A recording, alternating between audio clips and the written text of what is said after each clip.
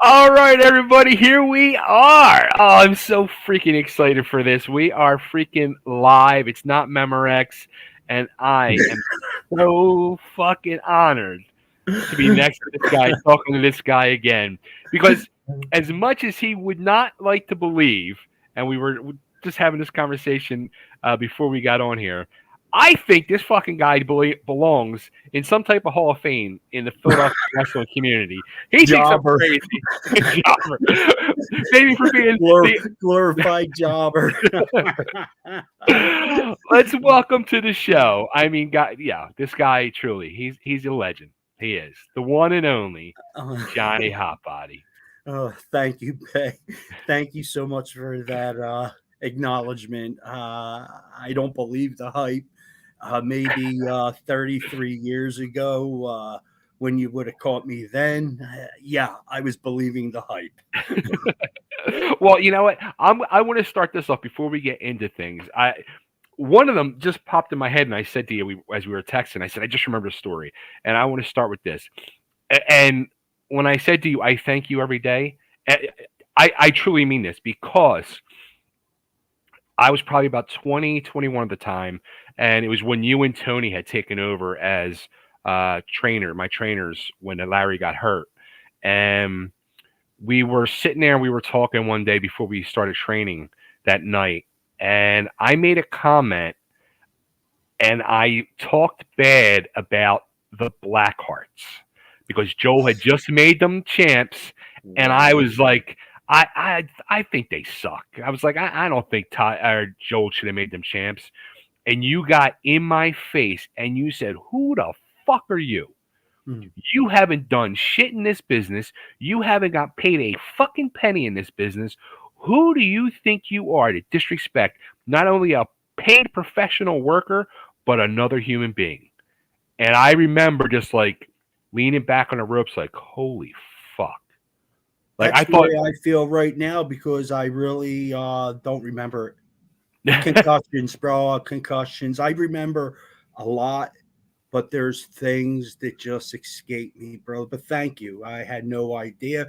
I know That, I've seen one of your shows where you had told me I got in your face another time. yeah, Listen, I'm going to tell you something. And I'm going to say, if this means anything, I was an asshole. Okay.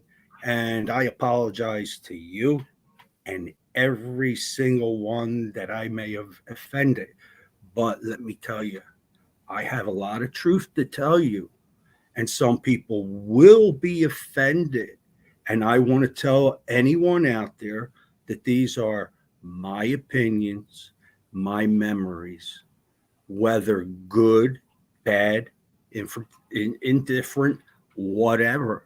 Okay. You can't sue me because these are my honest opinions. And according to Google, if you look me up, I'm worth 5 million. I'm more like worth 5 million pennies. So if you want to try to get $500 out of my pocket, you're more than welcome to attempt that. But yeah, I'm here to talk, man. well, the other incident which you had just mentioned, it was the other story I was going to tell you. Again, we were training, and I broke my ankle. And we are always taught, you got it. If you no Work. matter how hard, no matter how, if you get hurt, you got to continue. You got to keep going. And I was like limping, and I couldn't get up, and I knew I snapped my ankle. And you again, you reached through the ropes, and you're like, "Get up, you fucking pussy! Get up! You're not hurt. Get up!" And I was like, "Fuck!" Hot body's hollering at me, and I fucking. How could you honor me and say such nice things when truthfully, dude? But yeah, okay, but again, you probably don't remember that, but you probably don't remember this either. When you found out I legitimately broke my ankle, you called me and apologized. You said that story and I do not remember. Yeah, And truthfully, yeah, I do a lot of things that I regret. I say things I regret, and who hasn't? sure. You Part know, of being human. yeah, yeah. But I what do you want to say? What do you want to do? let's What do you let's. want to talk about? How far back do you want to Oh, go? I want to go. Or what do you want to hear? Now here's the thing, like, and I've known you now. It's crazy. It's going to be like 33 years, 32 years, Yeah. and I never like we casual conversations through the years, and we've had some started getting into some deep ones after we felt jaded or disrespected by things through the years, but I never really sat and had these questions like to ask you. Like, I never knew how did you get into the business? Like, did you know somebody? Like, I knew you ended up going to the monster. Like, how did the whole thing transpire, and how did you get involved in this crazy world?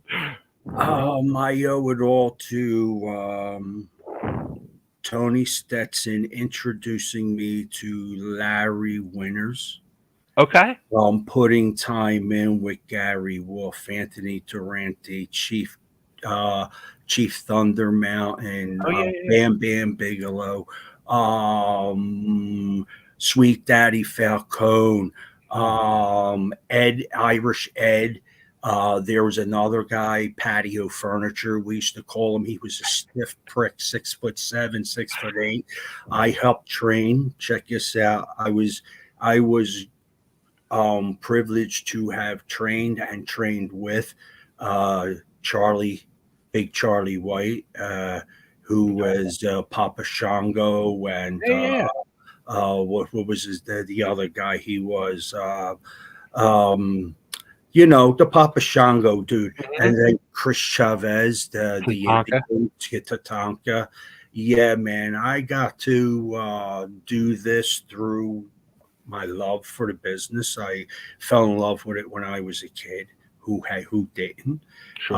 Um, I knew I could do it despite my size, but I always knew I had a cockiness, never Hmm. knowing that cockiness would be something that people seen to put the trust in me to put in the WWA title, the NWA title, the Tri-State Wrestling title, the Tri-State Tag Team titles, the ECW heavyweight title, tag team titles 5 times, and television champion. I'm the only one to hold the Triple Crown, as it was called. Hmm. Uh, there's a bozo that likes to blow his own hype called Shane Douglas. He thinks he invented ECW, if you believe him, and that liar is the nicest word I could say about Paul Dangerous. Paulie the piece of shit. These are my true feelings. This is I'm not the only one that'll tell you Paulie's a piece of shit. As long as they're not sucking up to him and getting a push, Sandman. But anyway, there's a lot of things that went on there and broke my heart, my man. Broke my Yeah. heart. Oh yeah. No, I believe me. I My building. The ECW arena was my building. I gave it to Todd. It was my family's. I got my cousin to give him that building at a very, very, very cheap cost. He never once gave me a dime above what it was worth. He never offered me a penny. He never put me on a payroll. He never did anything for me at all. He kept I me he kept me on a card a little bit. But go ahead, All right, man. yeah, we'll I, we'll we'll we'll get into that. Yeah, we'll get into that. All right, going back to the training. So you trained at the Monster Factory. yes. Okay. Now, was there like when you got into it, did you have the hot body gimmick in your head? Like, No. how did that all come to be? Well, one day a bunch of producers, TV, Rolling Stone magazine, came in Larry's school. Okay. Um, one of the ladies that was doing the writing was attracted to me, and I was a player. I'm able to flirt with the best of them, you know. But they did a story on the Monster Factory. I Okay. was on the cover. Winded up going on national TV. They did a story. Tom Brokaw did a Okay. national story on me breaking into the business. Um, Larry had a lot to do with it, and so did Dennis Carluzzo. I Hmm. don't have any. Um, there's no I don't know what they seen in me, man. To put the trust in me, like I said, to put me showboat me and make me what it was. When they asked me what my name was, I was on the spot frozen, and all I can remember is Jesse Ventura always talking about Emily Hotbody was Vince McMahon's girl in the office, and he would, the heat. It was, Yeah. it was, but that name Hotbody, I'm like Jesse the Body, and then there was Scotty the Body, who was Right. also from the Monster Factory, Correct. Raven. So Larry had a hell of a hand in this business. Hmm. And there was no one, I don't think, as far as at that time, school wise, Monster Factory on the international scene, getting people coming in from Hmm. Hawaii, coming in. I trained with Lloyd and Samu, Fatu. Right. I trained, and of course with Tony. Yeah. Tony and me were training in an airplane hangar before it was moved to Westville. I mean, to Paulsboro, it was in Westville, and Tony worked me, man. He beat the shit out of me, and I went home, got my money together, really meant Larry, and the rest was that. Dennis Hmm. Carluzzo seen something in me, like I said, and I don't know why I shined. Thank God. Whatever it was, I don't have the answers to that, because in this business, it's pretty funny. You can know how to work and be a jobber, and you could have a body and be a superstar. No Yeah. one knows the real it, as it's Right. put. The real it. Sure. These promoters are funky, man. They lie, they steal, Hmm. and they put you over. So, you have to love them for what the business is. But when it comes down to it, you put your trust and faith in these people, they let you down. Not unless you're able to schmooze, bullshit, hang out, and do the extra work that a lot of guys can't do because they're family oriented. Yeah. They won't sell their soul. Hmm. You know what I mean? Oh They yeah. won't, they won't sell their friendships. Gary Wolf. You know what I mean? They won't sell things like this. They Hmm. don't have no honor. As long as, I could get in and you're out, who cares? Wow. And that's something you really have to learn. That's the bad side. But yeah, Yeah. this I would was say it's an ugly, ugly, like the business taught me so much. It really did, and it's so much that can be used in other aspects of life. It really is a eye-opening, ugly business. It makes me wonder too. Like, I wonder if it's the same with this whole new generation now. I don't think it's probably nowhere as bad as what we had to go through. um you want my opinion on the new generation? It to me seems like it's a lot of family and who you Yeah. know. It has nothing to do with wrestling. You got AEW. It's the worst thing I ever seen in my life. They disrespect a guy like Telly Blanchard and Oli, Iron Anderson. Are you kidding me? I worked against them.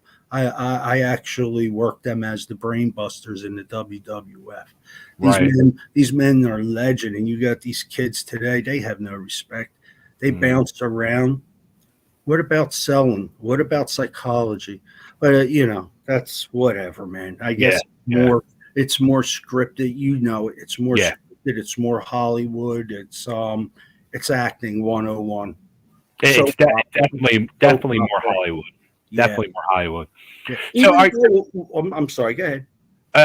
back when you were with Larry and you mentioned Dennis. Now, this was before my time before I got into the business. So this was like late '80s. I'm thinking. The two of them were together though. They because I think didn't they had like they were Larry had the Monster Factory and then Dennis was like the promoter and they worked together, but then they had a falling out if I'm not mistaken. I never got into what the personal feelings may be between those two, and I have no idea. But I worked for both of them. I have nothing but utmost respect for Larry. Man, don't talk bad. Dennis. Dennis was funny. God rest his soul. He respected me. I respected him. But yeah, he had his ways, and who doesn't. It's Yeah, about how much money at the moment could be made. Running small little independents back at that time was rough. You yeah. know, I never got a call from no one. Hmm. The legend I'm supposed to be, no one ever called me. No one. I guess I was difficult. And it's funny because Tony and I were killing each other all over the place for all these different independents, whatever. And like they would give Tony work and they wouldn't even call me. I was difficult. No one wanted to work with me. No one. Wow, I was wow. stiff. I was Crowbar. I was Johnny Crowbar. Clotheslines, I I delivered them. remember I heard that about you. I remember. Low uppercuts, I take your head off if you weren't ready for them. Yeah, man. Yeah. I, Uh, I think it was I think I remember fucking Janetti saying like a couple times he had to work you and he was like, oh fuck, I gotta work hot body. what a great guy, man. Yeah, The originals, the original TWA guys, it's sad. yeah. It's sad. And it ain't about me. It's about the way things happen. It's about Joel. It's Joel's story. Now I how mean, did Joel deserves so oh much yeah, more than he's given. These people absolutely. clown Absolutely. him. They talk shit. You got somebody that stepped in after Joel and rode his coattails. My opinion. If it wasn't for Joel, there would have never been Agreed. any of this. Agreed. The beginning of this, just so everyone knows this, and I'm sure there's people that may not know this, and a bunch that do. TWA and ECW were about the local guys, Hmm. and both Todd and Joel spent money that they really didn't. The boys clowned them in the back. I was there. Hmm. I worked with all of them, from Hmm. Abdul the Butcher, Kevin Sullivan, Stan Hansen. You know, I worked with all of them. Pat Tanaka, Paul Hmm. Roman. Every single one of them clowned them. They wanted their payday, and Sure. that's all it was about, was their payday.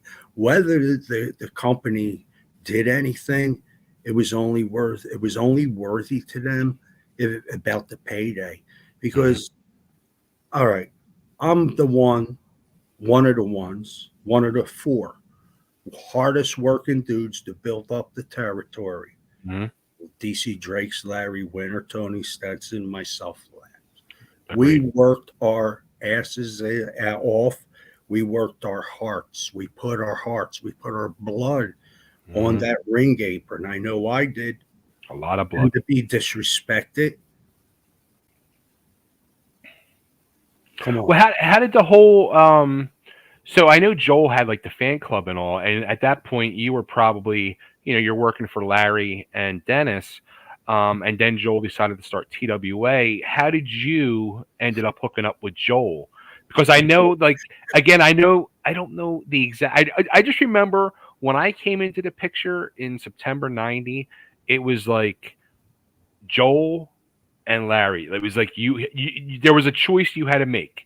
If you were going to work for Joel, then you couldn't work for Larry. And I knew I had heard the same thing. It was like if you worked for Larry, you couldn't work for Joel. I was never given that ultimatum. Really? Okay. I had that much love from Larry. I had that much love from Dennis. And I definitely had that more than anything, more love from Joel Goodhart than Wow. anyone. Okay. Okay. I used to listen to WIP Hmm. radio, wrestling radio, and I used to listen to sports radio. I smacked Howard Eskin at um at a function, live radio. He was interviewing somebody and he was talking about wrestlers, bozo this, but whatever, man. I slapped him and walked out of it. I think it was like an H.A. Winston's or one of these places. But anyway, Joel's radio, I would listen, and then I started calling. I Mm. was working. Um, Joel gave me the platform to start a feud with Tony. I started talking shit on Tony and his wife and his family. I was ahead of my curve, I guess. Everybody, in Philadelphia at least, because Philadelphia and all the other Northeast corner was hurting. There was no real wrestling. It No. was WWF. Um, NWA wasn't even thought of yet in that area, really. And when they did come in, they were so low budgeted, they were in Civic Center. They Yeah. would sell 2,000 tickets against WWF's, 30,000 in the Spectrum or 28,000, whatever odd numbers it held. Well, okay. But Joel comes and he says, you guys are going to work on a card and this and that. And Tony and me are like, we're on a card with a bunch of names. Hmm. What are you and me are local guys. We got to go out there and work our asses off. This is Right. Tony. This is Tony telling me. Says we're going to work our asses off, and you leave it up to me, and you just follow my lead. He Okay. he beat the shit out of me from the bell rang to whatever. And then that was the beginning of Joel pumping Tony and me on all his cards. If you look at every single card that Joel had, I was a main event. Yeah. I was a main event. I had the title. Tony and I wrestled in a steel cage. I had Bruno Sammartino was my manager. Hmm. I don't know too many independent guys. I was 32 years old and shit in my pants, dude. I never thought it would amount to that. We were selling out McGarnacle Hall, but Right. it was all under Joel. And I believe the reason why Joel went under is because he was allowed to. Hmm. What do you mean? In other words, the people that were putting up the money, Okay. they never stopped him from spending. They Oh, let okay. Okay. it was either sink or swim, and the boat was going down. And I don't blame Joel one bit. He gave everybody their money's worth. Did Yeah. he did he overpay? Yes, foolishly. Was it his fault? No. He was Right. a, he was a fan in love with the business to wind it up, getting a show with Carmella Hmm. in WIP Studios.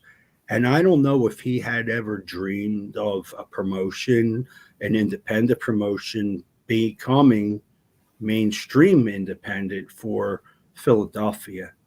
But once these guys with the so-called names started showing up, the guys that were working their asses off the most, even you, where were you? Where were you? You built this promotion up. Where were you? Yeah. Yeah. It's like, do you hold a grudge? I don't, man. I'm just telling the story. I don't care. I I held a grudge. really don't. I don't care, bro. It don't bother me. You know what I mean? I lived a life that no one else has. I swam naked in Memphis in the swimming pool behind Graceland. Yeah, yeah, man. Yeah, I wrestled great names in this business, legends, and not so much. I'm not even going to conclude. I'm not going to include idiots like Taz and Tommy Dreamer. Their their egos are better yet. Their ability to schmooze and play the game a little bit better. You want the Philadelphia guys to work the hardest to move out of the way for use.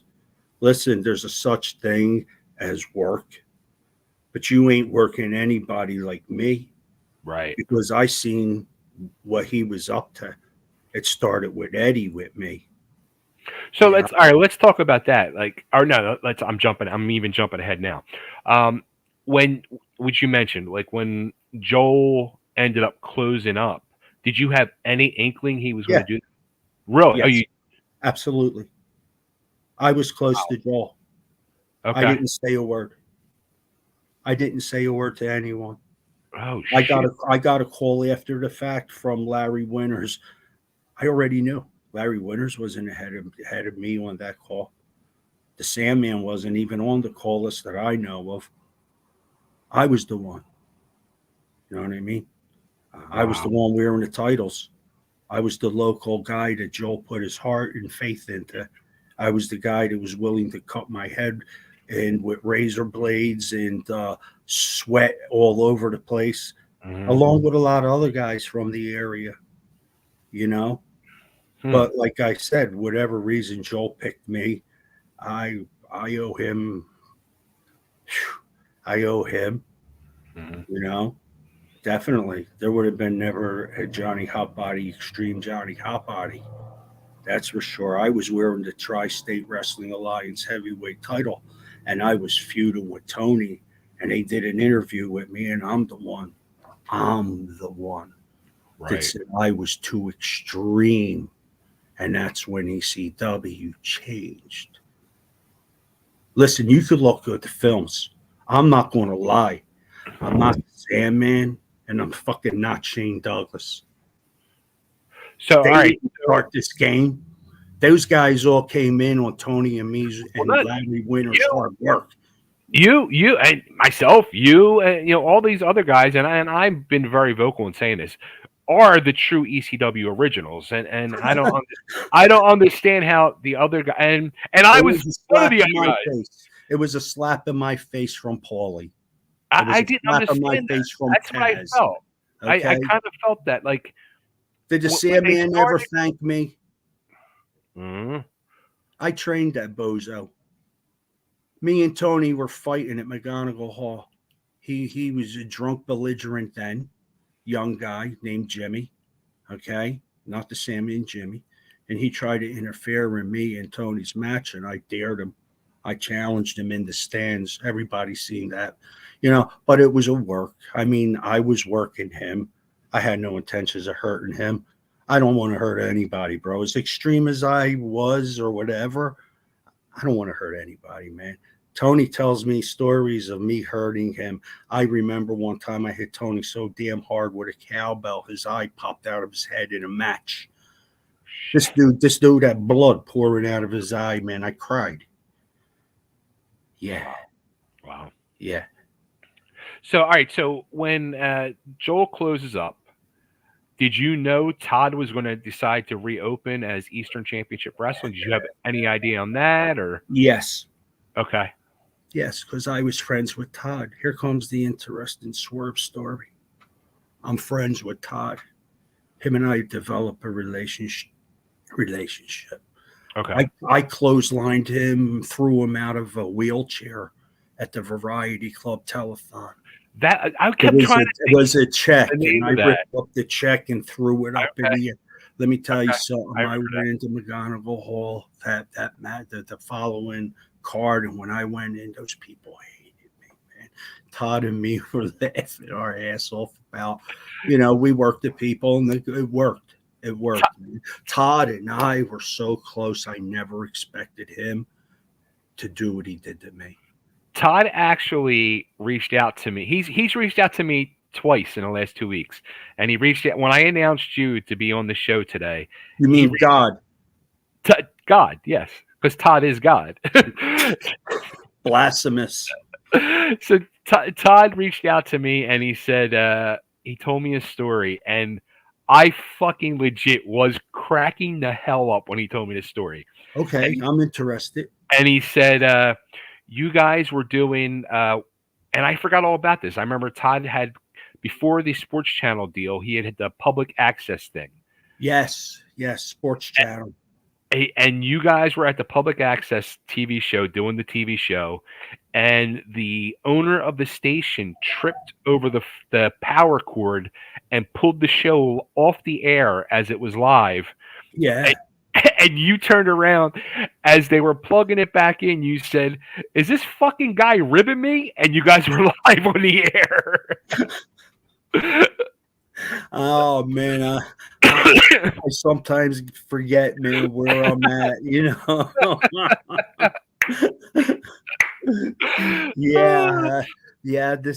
That was me. Yeah, definitely. I had a lot. I had a great relationship with Todd, and I don't know where it fell off. I never got an apology. I never got a phone call. I got him calling me a racist on some wrestling shoot interviews things. They asked him about me, and I'm a racist. I'm a racist. This guy, man, I'm where do we go from here? There's a million places we could, but I choose not to. I just say, yo, man, that's defamation of character, my man. That's defamation of character. Me. You'd have to prove that in court, and I think you'd have a hard time, because when you see my family and friends that would come, you probably would swallow those words instantly. So all right. Let's rewind now. Todd takes over, and the new company starts. And did you like, what was your impression? Did you think there was going to be change, like early on, early before even TV was a thing?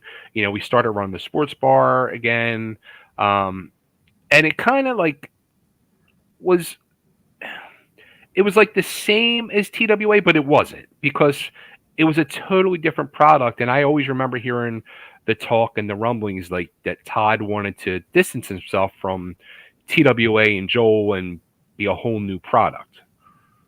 Well, that was pretty hard to do. That's a pretty hard formula to try to pull off. But through the through the magic of wrestling, he seems to have done a great job. I'm erased out of ECW history. I don't know if you realize that I'm the first ECW champion. Whether it said Extreme or Eastern, ECW is ECW. Yeah, Well, Todd winded up selling 51% of the company because he said he was losing money, and he sold the 51%, as I was told, to Paulie and a bunch of other people who I had no idea what was going on. I never went to the production meetings. I didn't want to be a brown noser. right. I just said, give me what you want me to do, and I'll do it. But over time, I got concussions, and I couldn't do interviews, bro. I couldn't even do interviews. They would give me shit to do, and I was slipping like a mo. I really was. I think that's when they started seriously working me into the tag team deal. They had no idea what was going on with me mentally or physically. They never asked. I Right. was getting hit with chairs. You know what I mean? Tony was getting hit with chairs. Yeah. If you look back, before Terry Funk came into ECW and threw chairs in the ring by the plenty, I was doing that. Right. Me and Tony were doing that shit. Me and Tony did barbed wire. Me and Tony did steel cage, pins count anywhere, Hmm. first blood. I quit. We did every one of those matches, and Right. here comes, no disrespect to Terry, or, I have no bad words for Terry. Terry was a good man to me. I had problems with Eddie. Okay. Yeah, Let's talk about Eddie, because personalities started going downhill right there, and that was the start of the decline of me being an ECW hardcore guy. You well, want that me was to do all the drags and drop kicks? that was the decline of, I mean, the whole Yes, true locker room. yes, And I from speaking on myself and my ability, early on, and I've said this a million times, I was very, very fucking pissed and bitter. And that's when I ended up starting my own promotion and promoting because I wanted to work. But when I went back and looked at tapes, I was like, I fucking sucked. I'm like, now I get why Eddie got rid of me. Like, I didn't deserve it. Like, I get it. Yeah, a lot of us were glorified jobbers, and I joke about that. And Yeah. sometimes I mean it, man. Listen, you pump me up. I haven't heard anybody say anything about me ever. Not that I'm looking for it, seriously, but I never heard it, man. My ego, if I still had that ego, yeah, man, you know.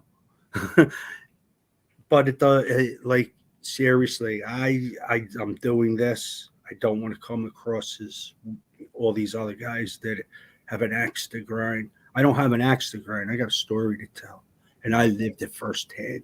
Right. You don't even have enough time. You don't have enough time, man. You know what I mean? The deceit, bro. I could talk about every one of the guys in the locker room, how they all had an axe to grind. When it came to ECW, I think a lot of guys were fighting for a payday and a name and a reputation on something that was built by the Philadelphia guys as if they didn't matter anymore. Is to be I don't know, man. I don't. I just know for me, man. My heart. I when I seen that writing on the wall and I was disrespected like that, I knew that every one of them guys in the locker room that were laughing or may have had some shit to say behind my back, that shit was coming their way too.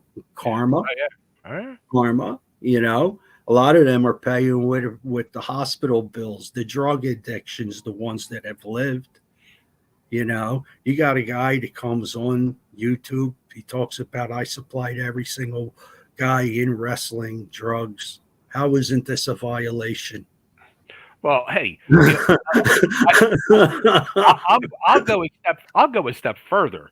I'm grabbing my water. I'm leaning forward. I'm not going anywhere. Go ahead, man. I'm listening. I I'll got go my a step ears on. further. And when I was still in wrestling school and I was being trained under Larry Winters and this guy right here and Tony Stetson, I was fucking warned and told, if you're going to go up and you're going to go do fucking work for WWF, watch your ass because they're going to fucking sexually proposition you to do sexual favors for people, and you fucking guys told me up front and honest. They're like, Patterson. yeah, No, dude, you breaking your balls. We were ribbed. Some guys had bad reputations and were doing that, but we were ribbed, man. We were ribbed. It's part of the game, man. You're breaking in. Everybody gets ribbed. You're lucky you didn't get your boot shit in. I know what I mean? I was always scared of that. I was scared to open my bag afterwards. The Noxzema in your bag too. They do the Noxzema in your jock strap in your tights. That's a bad day, man. You know what I mean? But anyway, yeah. All right, so let's go. Todd announces that we have a new book. We get the TV deal, and he's bringing a new booker in, Eddie Gilbert. What was your initial thoughts when he decided to pull that trigger? Okay. Being green in the business, I judged Eddie on what I seen on TV, not knowing the man and not giving him a chance. Once I was introduced to him and we got in the locker room on the side, he says to me, there's only one hot in this locker room and you're not. It's right there. I'm like, wow, man, really? Oh, I don't know where he's going with that. My mind don't know what's going on. I just, I kept to myself pretty much in the locker room, man. I was taught by Larry, stay back. I never, ever went up to any of the boys, man. If they knew me, I knew them. If I didn't know them, I was told don't walk up to them and do, the Yeah. disrespectful thing. And, tell you a funny story about the disrespectful thing. We're at the WWF TV tapings, and I'm up there with Anthony Durante, God rest his soul, man, good guy. Gary Wolf, Sweet Daddy Falcone, Timmy Roberts, Chuck Williams. Mm. So we're all sitting there getting changed, and we're jobbers. You Hmm. sit there and you wait for your name on the board. Well, Hogan came through the locker room, and Chuck Williams jumped up like a idiot, and he went to run to Hogan, and I tripped him. He went, he went down hard, man, slid right in front of Hogan, kisses his boots and goes, Mr. Hogan, it's an honor, it's an honor. Yeah, but anyway, yeah. But go ahead, man. I'm sorry. I had to get that one in there because I know how you feel about Chucky. I I didn't even know if I was going to even fucking mention his name in this. Well, I got stories on everyone, man. I'll just blurt out shit, man. That's my what do you call that? Tourette's. One too many chairs to the head. So all right. So did you have any like after Todd announced it? Did you have any conversations before the initial locker room meetings for the first tapings, or? I wasn't into locker room meetings. I wasn't into that, man.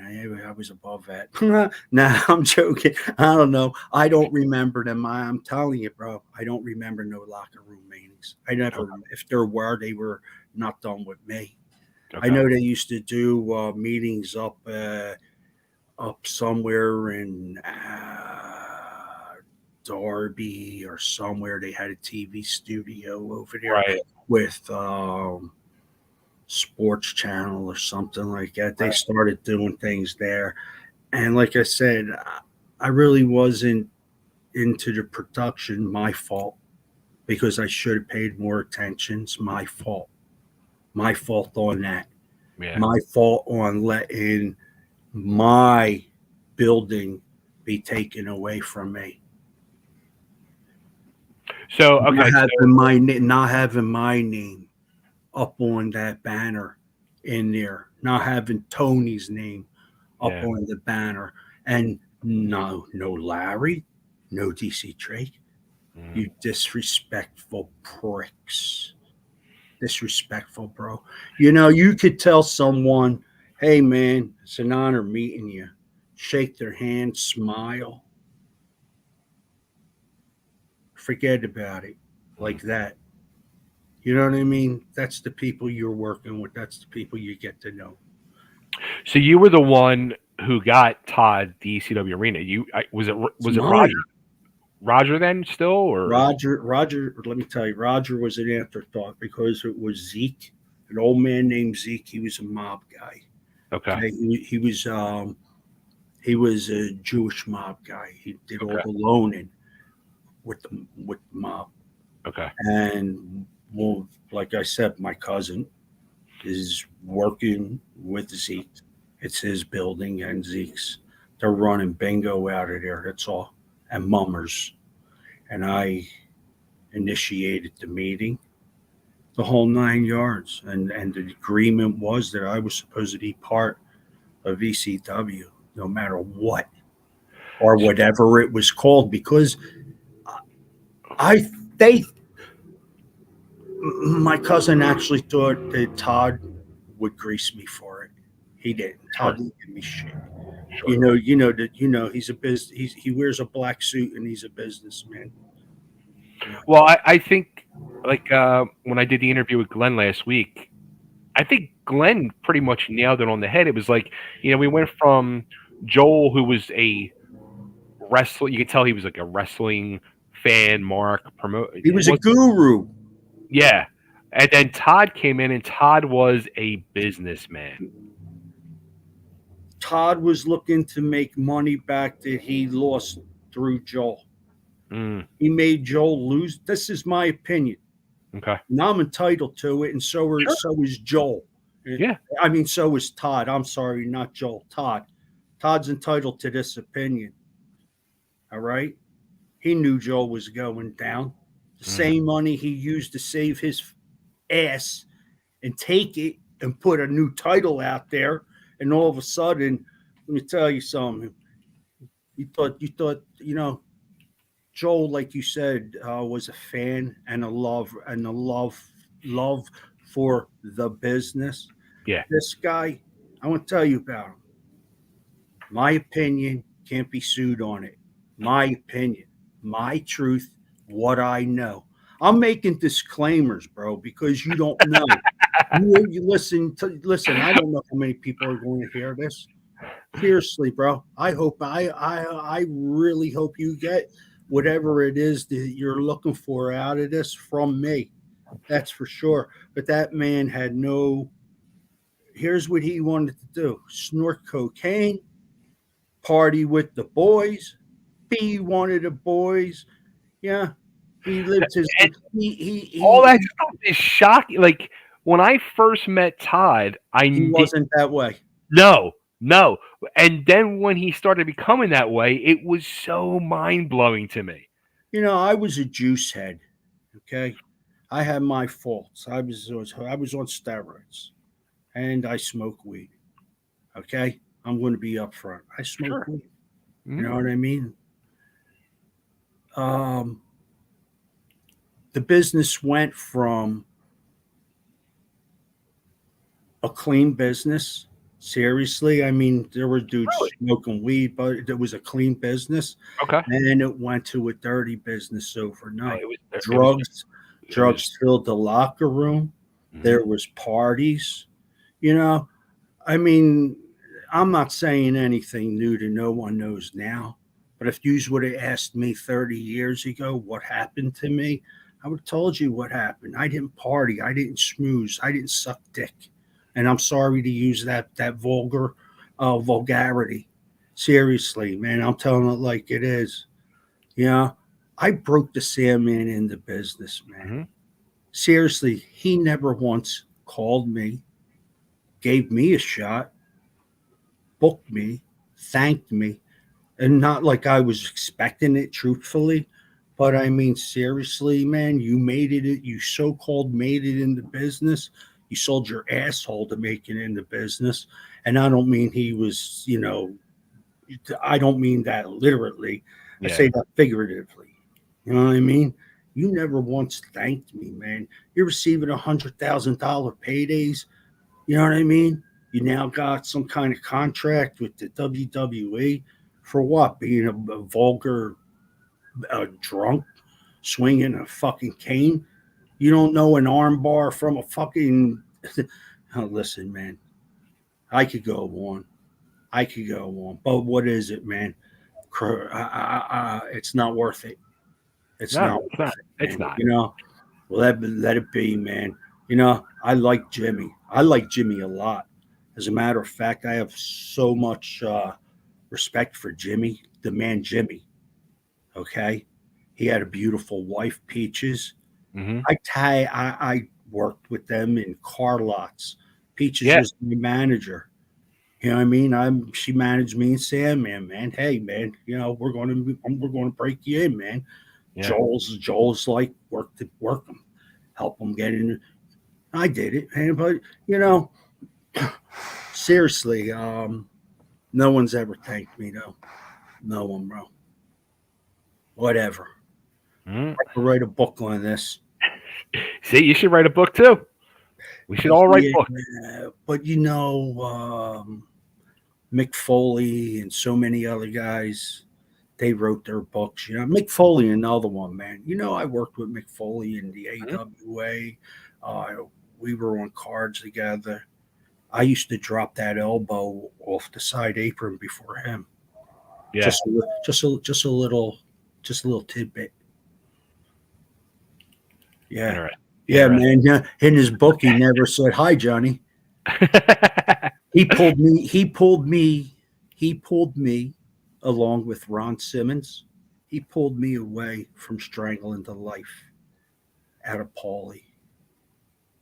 Okay, Okay. let's work our way up to that. Okay, so ECW starts, and we got TV, and Eddie's now involved. And um, how soon did it take you to like really see the writing on the like? I mean, for me and my character is one of the Hell Riders. I knew after the first tapings that we were gonna be done. Like Yeah. how long did it take you to realize like I never actually thought I was going to be done. okay. You know, they told me they were going to take the title from me. Jimmy Snuka was going to beat me for the title again. I think it was. I beat Jimmy for the title, and then it was ECW title, and then Jimmy took it.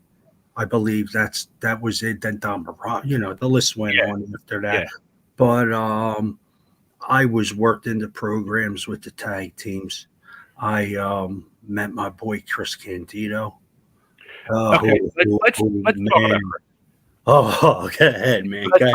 let's talk about Chris. Let's The stories are all lies. The stories are all lies.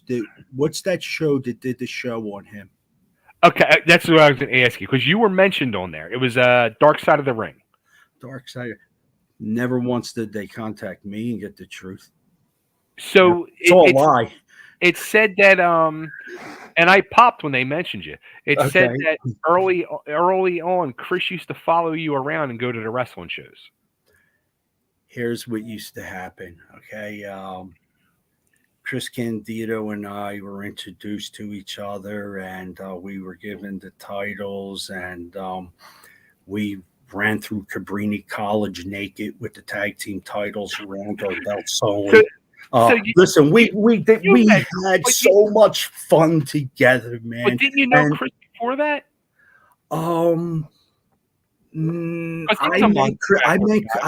I met Chris after his grandpa, Nature Boy Buddy Rogers. Right. I don't know if you knew that. His grandpa was supposedly Nature Boy Buddy Rogers. Nature Boy Buddy Rogers came to my house. Kerry Von Erich came to my house, and Nature Boy Buddy Landell and Joel Goodhart. And we're eating dinner. I was married at the time. Mm-hmm. My son was little. Nature Boy, Nature Boy Buddy Rogers. He's 70-something years old. He's wrestling with my little baby on the floor. My son, he made my son pin him. You know, this is the way my life was wrestling, man. And this is like that was why I went from here. Yeah. To Paulie went fuck him. But anyway, you didn't ask me that. But anyway, with Chris Candido, me and Chris are introduced, and they come up with the idea of the Suicide Blondes. This is I'm confused. So you had just met Chris in ECW. You didn't meet him beforehand, like Tri-State days or Monster Factory days? No. Not that I can remember. No, yeah.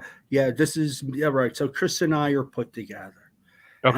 And I had a Johnny Hotbody. I had a lot of ring rats following me. I don't know why. Because I didn't even seriously, bro. Come on, man. I don't even go into that, but I had a lot of ring rats following me, man. You know, when you're wearing pink tights and you're flexing, I don't know, man. Whatever. Well, I had all these, and we're together now. And along comes a girl who's been at my shows. She's been to Monster Factory shows with me when I was the title thing, and she used to come with her mom and all that crazy stuff. And it's Tammy. Huh. Okay. Tammy was after me. Okay, and we're at McGonigal Hall or something. Wherever the arena was. She's trying to like earn, you know, Wordle. And along out of the corner, you remember my ex. Yeah. Out of the corner of my eye, I see her fucking coming with steam, man. Piss and vinegar, man.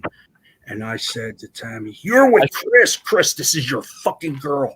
He's like, "All right, no problem." I saw that many times. That's how, listen, That's how they never went to school together that I know. There was no sweetheart thing or listen, the picture they're painting is a total lie. Tammy was a fucking pig. You know, now everybody knows, so me saying it don't mean anything. Yeah. At the time she was a sweet girl, but that doesn't mean she wouldn't have done Jimmy Janetti, JT Smith, the Sandman, you. Do I need to go into every other Right. guy that Right. was in the locker room at that time? Listen, man, you know these girls aren't mentally wrapped too tight, right? And I know. Listen, these are my opinions, and I Yeah. lived it. I know it. So you can't take me to court on my truths. What are your thoughts about this? About fucking what happened with Tammy, and now she's sitting in prison for the next 17 years. I listen. I wish no ill to anyone. God's going to be that judge. Hmm. But in all, like if I was Johnny Hotbody, which I'm not, Hmm. Johnny Hotbody would say, "You killed my friend. You were Wow. behind his death. You made him. You made him less of a man in that locker room. Yeah. You disrespected him. Hmm. You deserve to be spit on. That shit sandwich that she ate, she Hmm. should have had a lot more than that done to her. To do that to Chris. Chris was a great guy, man. He Yeah. really was. I never listen, man. He was out of all the tag team titles I had, and I had a few. Hmm. He was without a doubt one of my you know, we Yeah. had a connection. And I don't know how we wound it up being pulled apart and not being used together. I don't know if I I don't know about Jim Cornette. Jim Cornette was cool with me. But I don't know if we were really cool because he never booked me. He never took me to Ohio Valley or whatever they were. Smoky Listen, Mountain back I then. just, Yeah. you guys, over here I sound like I was something, but nobody was calling me. Yeah. So therefore, something's wrong with that picture, man. I absolutely when they teamed you and Chris up, I fucking popped. I was like, this is a great fucking brilliant idea. Yeah. And the whole gimmick, the Suicide Blondes, and it's funny because one of our viewers, Jay Carnegie, he Mhm. actually dropped this question days ago, and I've wondered this question for 30 fucking years. It was the Suicide Blondes and Johnny, who you had at one time blonde hair throughout Yes. the years of your gimmick. At this point, though, you didn't go blonde. You kept your hair jet black, and I thought that was hysterical. Okay. I'm going to tell the truth. This is funny. I remember this. I had roots. Okay. I had roots and I didn't want my roots. Every 9 days I would go get done. And this girl turned my hair orange. I freaked out. She burnt my hair, man. I had something of a little length of hair going. I Yeah. looked good back in the day, but as I got it a little bit, I stopped caring. I really did, man. I seen the writing on the wall, and I lost a lot. But the reason why is because my hair was burnt and it was orange, and the only way I could cover it was with the black. But they were Gotcha. mad. They were like, "What you do?" I bleached my hair for the show, and it's black now, man. The bleach fucking reversed. Wow. Yeah, Okay. man, but it was fun. It worked. You know what I mean? We were Yeah, great. it We were did. having a lot of fun with that gimmick. And I don't know who the hell Chris Mike. No disrespect, I man. was I gonna don't say know Chris Michaels. I've never even seen him prior to. This is your he tag worked a partner. couple shots. I turned around. I was like, "Who's this guy?" Chris went, "All right," and then Chris was gone, man. And I never heard. I was like, "What the hell?" I was. All I right, was. so they just threw you and Candido together. There was no real like big fucking discussion or nothing about it, or No, we had a lot in common. I think. I mean, yeah, listen, concussions. yeah, All yeah, right, just like I said, I can remember, and then I can't remember. And how we wound it up together, from what I remember, was we were just put together through Dennis Carluzzo. It might have been because he so it was wasn't he was any. with No, that's it. He was with Dennis Carluzzo. Yes. And I did meet him with Dennis Carluzzo. Listen, man, I'm sorry. Chris was like a fucking like Yeah. a son to Dennis. Yeah, they were very close. Yeah, yeah. But you see, here's the thing with Dennis. Dennis was like that with anybody that he took a shining to. He took a shining Yeah, he to did it me. with me. I was Yeah, very close. he's like I said, man. These bozos clown him. Yeah, Yeah. he was a great man. Like I said, he trusted me, gave me titles. How could I say anything negative about a guy that showed me nothing but love there? He didn't disrespect me. He says to me, "You're working for ECW now. I think I had a title then, and could you please drop the title?" I think it went something a little like that. I Mm. gave him the title, and I stayed with Todd. Todd was schmoozing me, blowing smoke up my ass. I was believing his hype. He was paying me shekels compared to what I was deserved. Listen, man, how do you go and give other guys a weekly pay and leave my name off the list and then tell people how much you love me?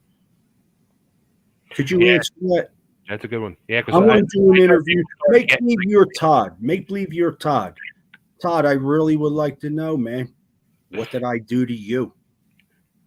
Hey, Seriously, why did could you? you Why imagine if did I could you get Todd on here and have you guys sit and talk the same? listen? He won't. He won't. I don't think he would want to sit with me because you know what? My truth is a lot more different than his.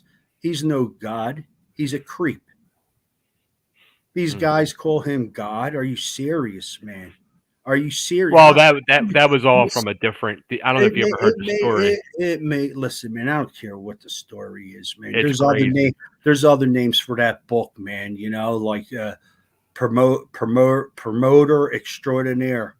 How I lost respect from a lot of guys, did a lot of coke, cheated on my wife, and did a lot of other things. That's what his book should be called. It's the wrestling business. Yeah, man, yeah. But God, to use God in between the pages of whatever he wrote, I don't know what he wrote, and I'm dead serious. I don't think he wrote anything about me, and if he did, I don't think it would be kind. And I haven't read the book yet. I'm going to. I do really want to read it. how do Um, you put the Sandman over me?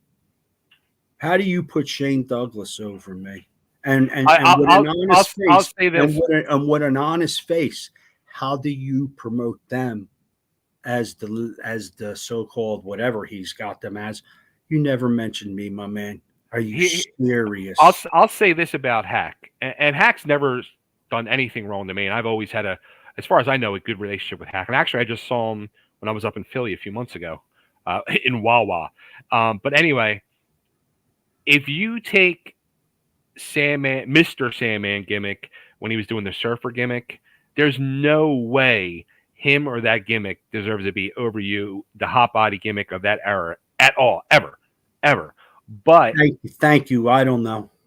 But when he became the gimmick that he became, he is. I'm going to say he is a he. He might not have the in ring ability but he is a fucking iconic legend to that fucking ring. He knows how to work. Maybe not technically, but he knows how to work. He knows how to fucking get over. And I'll say he does have, and it's a very important piece. And ECW, Extreme ECW, made it an important piece of the wrestling business. The greatest wrestling entrance in history. I would have to argue that there's a lot of WWF divas that have made better. I'll tell you what, Angelina Love, that's an entrance, brother. You, Johnny's TNA wrestling. Do you remember Angelina Love? She was with her and People. Velvet Sky. Beautiful people. Yeah. Listen, that's an entrance. Yeah. How are you going to say some guy staggering down the bar, staggering from the bar stool Listen, He was staggered from the bar. wait a minute. Wait a minute. Do you mean the song? Do you mean the song? Was The it whole an entrance? the song and him as it's a package. Okay. It's a complete package. All And right, you sold me. I'll give you that. that fucking package together is like, even it's fucking crazy because, Go figure. you know, you helped train the guy. I knew the guy from my first night in wrestling school. My first time meeting fucking Jim Hack. He said, he introduced himself. He said, "I'm Sandman. People call me Hack, and I want you to know I'm an asshole and I know it." That's how he introduced himself to me. Well, okay, I didn't know that, but yeah, man. Yeah, man. Now, listen, I really don't want to. Listen, my I sound like I have an axe to grind, man. I don't know. Listen, It's not I'm not grind. Like you said, I'm stating the truth in what happened, and then in my story in the business and in my thoughts. And hey, I throw myself under the bus all the fucking time, and I know it. Like, I know my fucking place in history. I know what I saw. I know what I was part of. I know I am a very, very minute, small part of everything. yeah, I'm only a legend in my own mind, in my own time, in Philadelphia and nowhere else. That's all.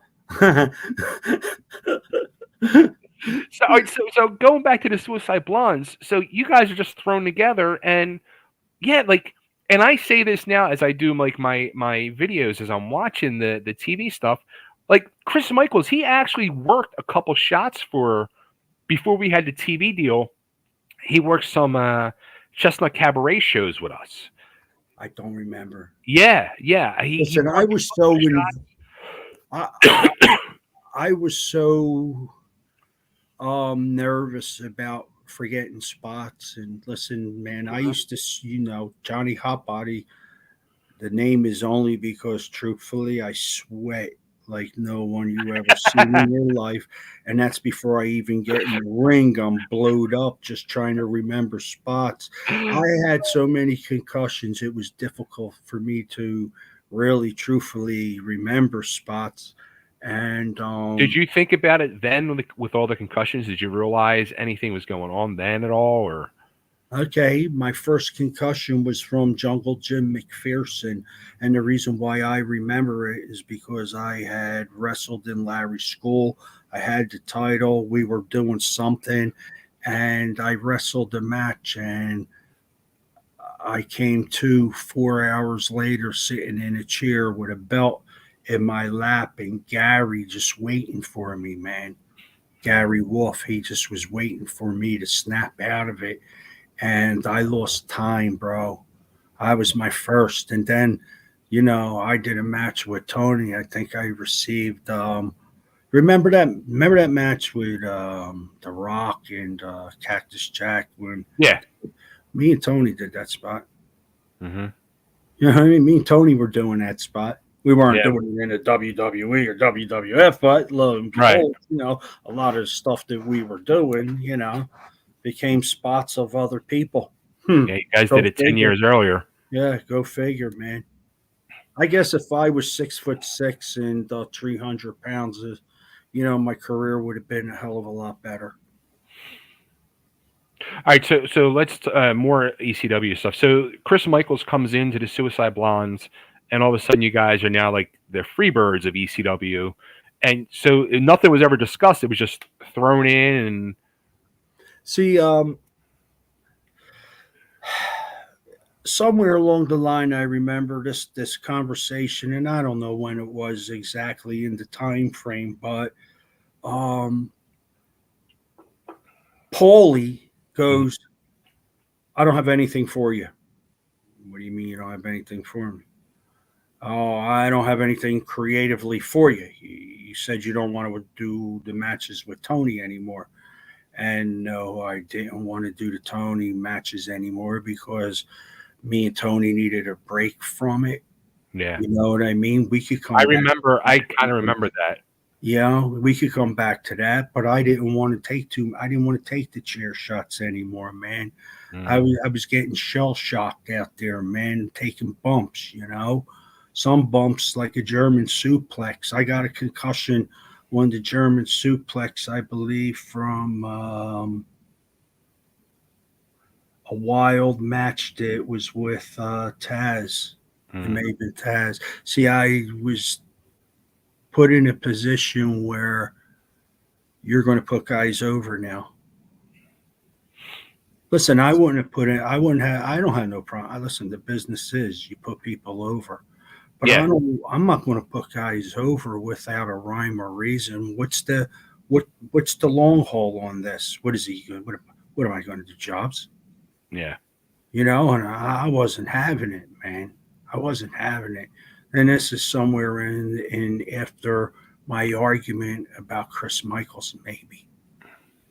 I see. I wonder, and I was asking, like, as I'm going back and watching this now, knowing what was going to be happening with Chris leaving to go to Smoky Mountain, I always thought to myself, all right, did Chris tell Paul or Eddie that he was going to be leaving, and did they bring Chris Michaels in to maybe fill his spot and keep you guys as a team? That's what I always wondered. If they did, they never discussed it with me. Like I Hmm. said, once again, creative meetings, I wasn't in on the creative team. I didn't sit there and schmooze with Eddie, and I wasn't going to schmooze with Paulie.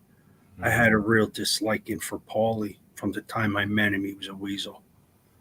Okay. You know what I mean? Was that when he came in to work under Eddie with ECW, or Yeah, did I you meet think him prior? this is my belief. I mean, Okay. Eddie was trying to get the book from Puerto Rico.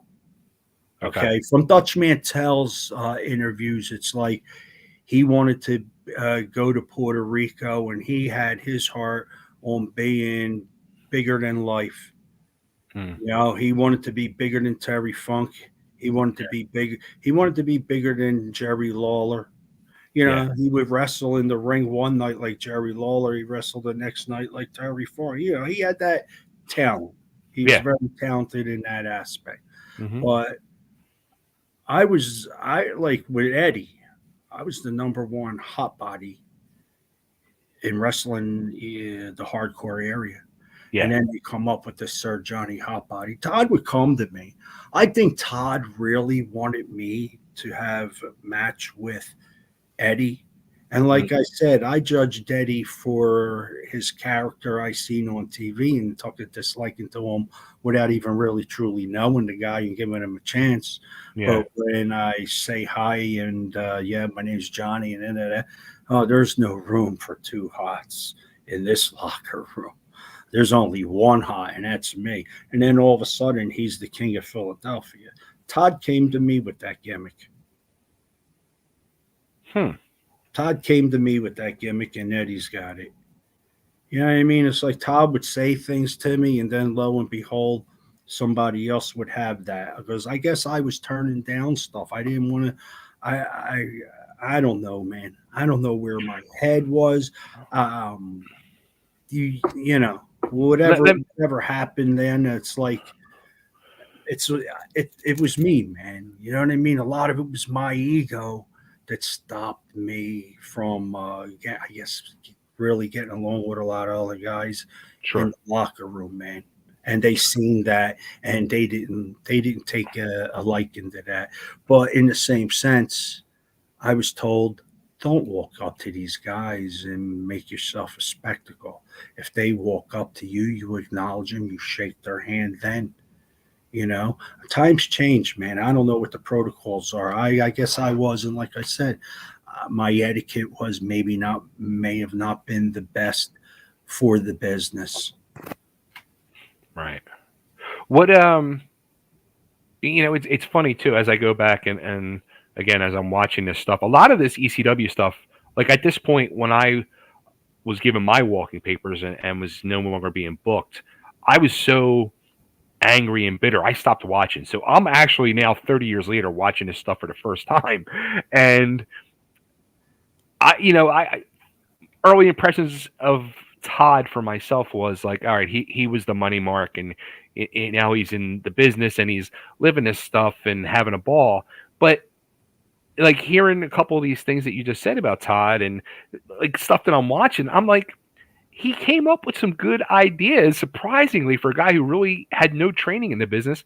And as I'm watching this stuff, I'm like, he was fucking good on the mic. Like, I'm shocked because I'm like, he didn't really have any formal training or teaching, but he got out there and he was good on the mic and good doing angles and stuff like that. And I'm like, he actually was fucking pretty good. And then, the stuff later on that when I went back as one of the Dudleys, he was fucking over as a motherfucker. I don't know how, but he was over as a motherfucker. He was smart, man. Yeah, He yeah. was. He was. You're not saying anything that isn't true, Yeah. right? Yeah, yeah. He had a mind.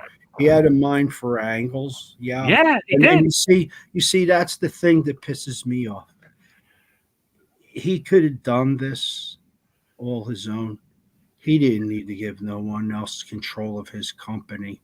Mm. He gave these guys control of his company, man. You know, he listen. That's the reason why he lost. In my opinion, is Paulie was sent there. You know what I mean? Paulie was sent there to dismantle. And my belief was he was doing it for someone else.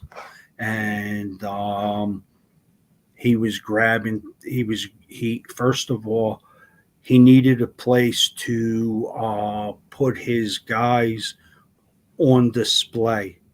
Yeah. New York wasn't doing it.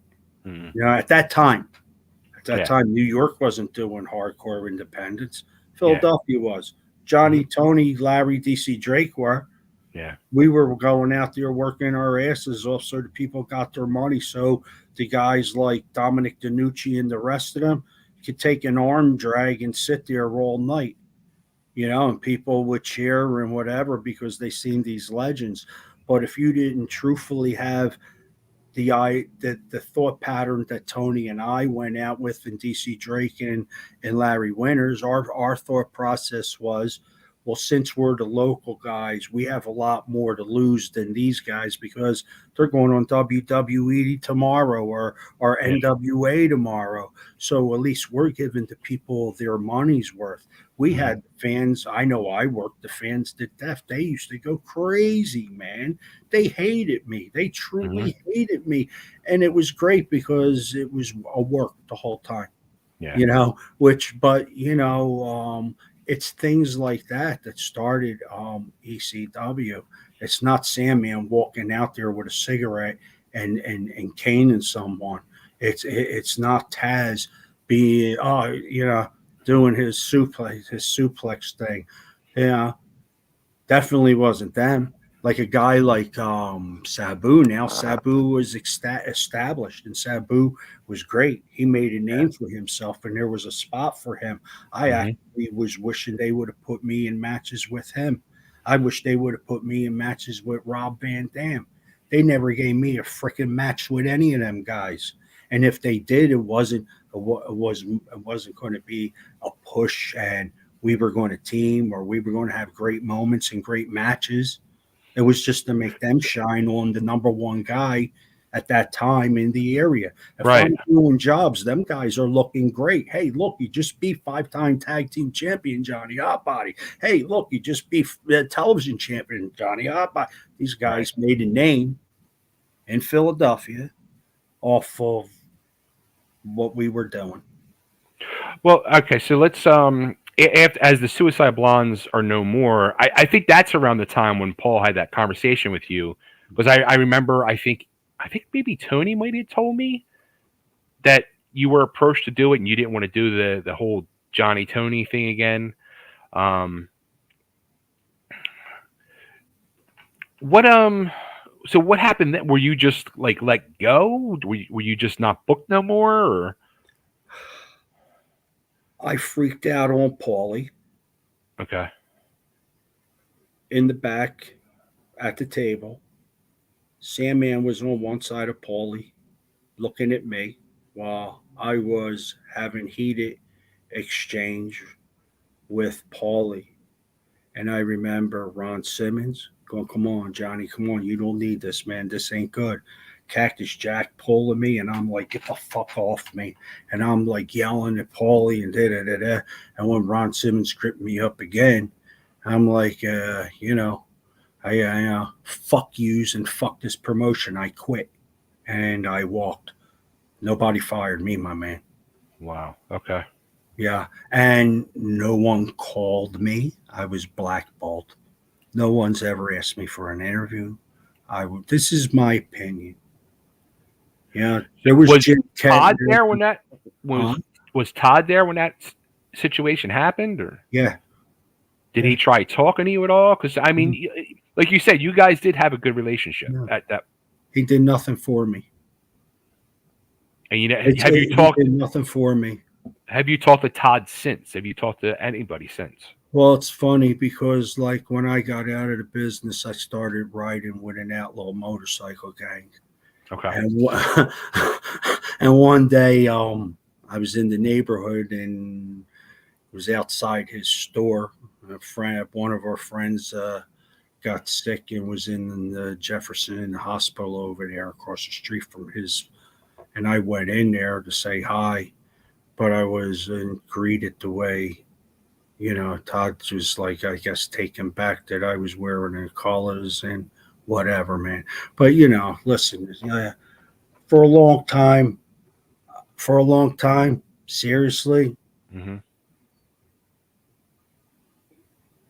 I didn't have it in me to do because I'm not that guy. But if I was a different guy, uh, I would have hurt. I would have been physical with a lot of those guys that did me wrong.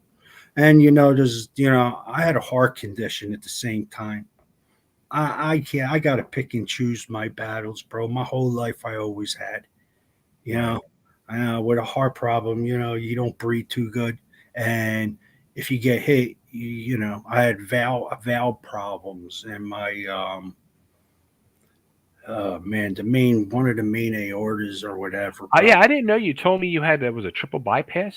Yeah, yeah. I had triple. Well, first I had stent put in, and 2 weeks later they were cracking me open doing you know, and I got a lung thing from all the roofing I did. I used to be in the union. Well, my cousin was in the union with you, and Yeah. yeah, and he was always saying, "Oh, I'm working with fucking Hot Body." Actually, he just passed away a few months ago from cancer.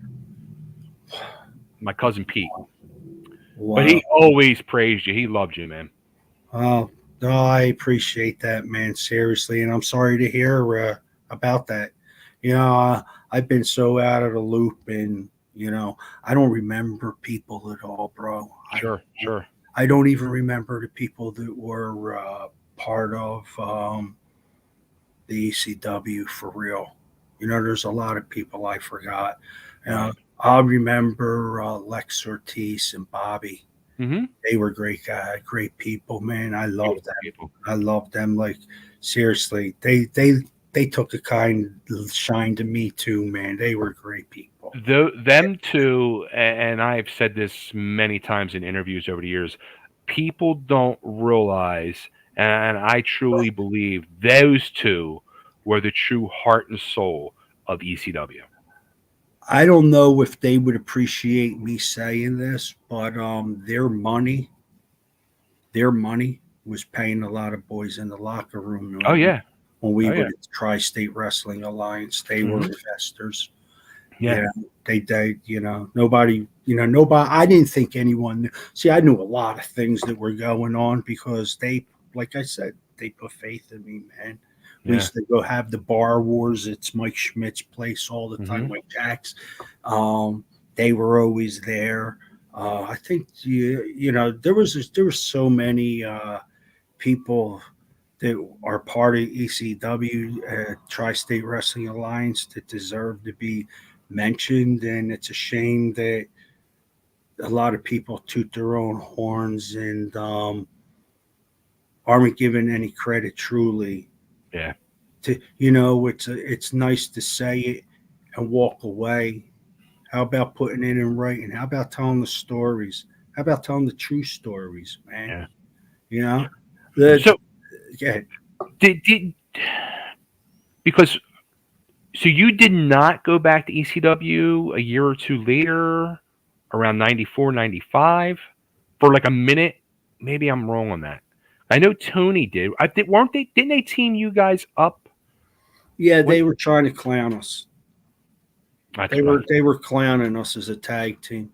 They Yeah. wanted us to go out there and be whoever was the who were the tag teams in WWE or NWA that were doing goofy gimmicks, man, with big sunglasses and this and that. It was a joke, man. I wasn't happy with it. I got so disgusted with the business, man. I hated it. I hated it, man.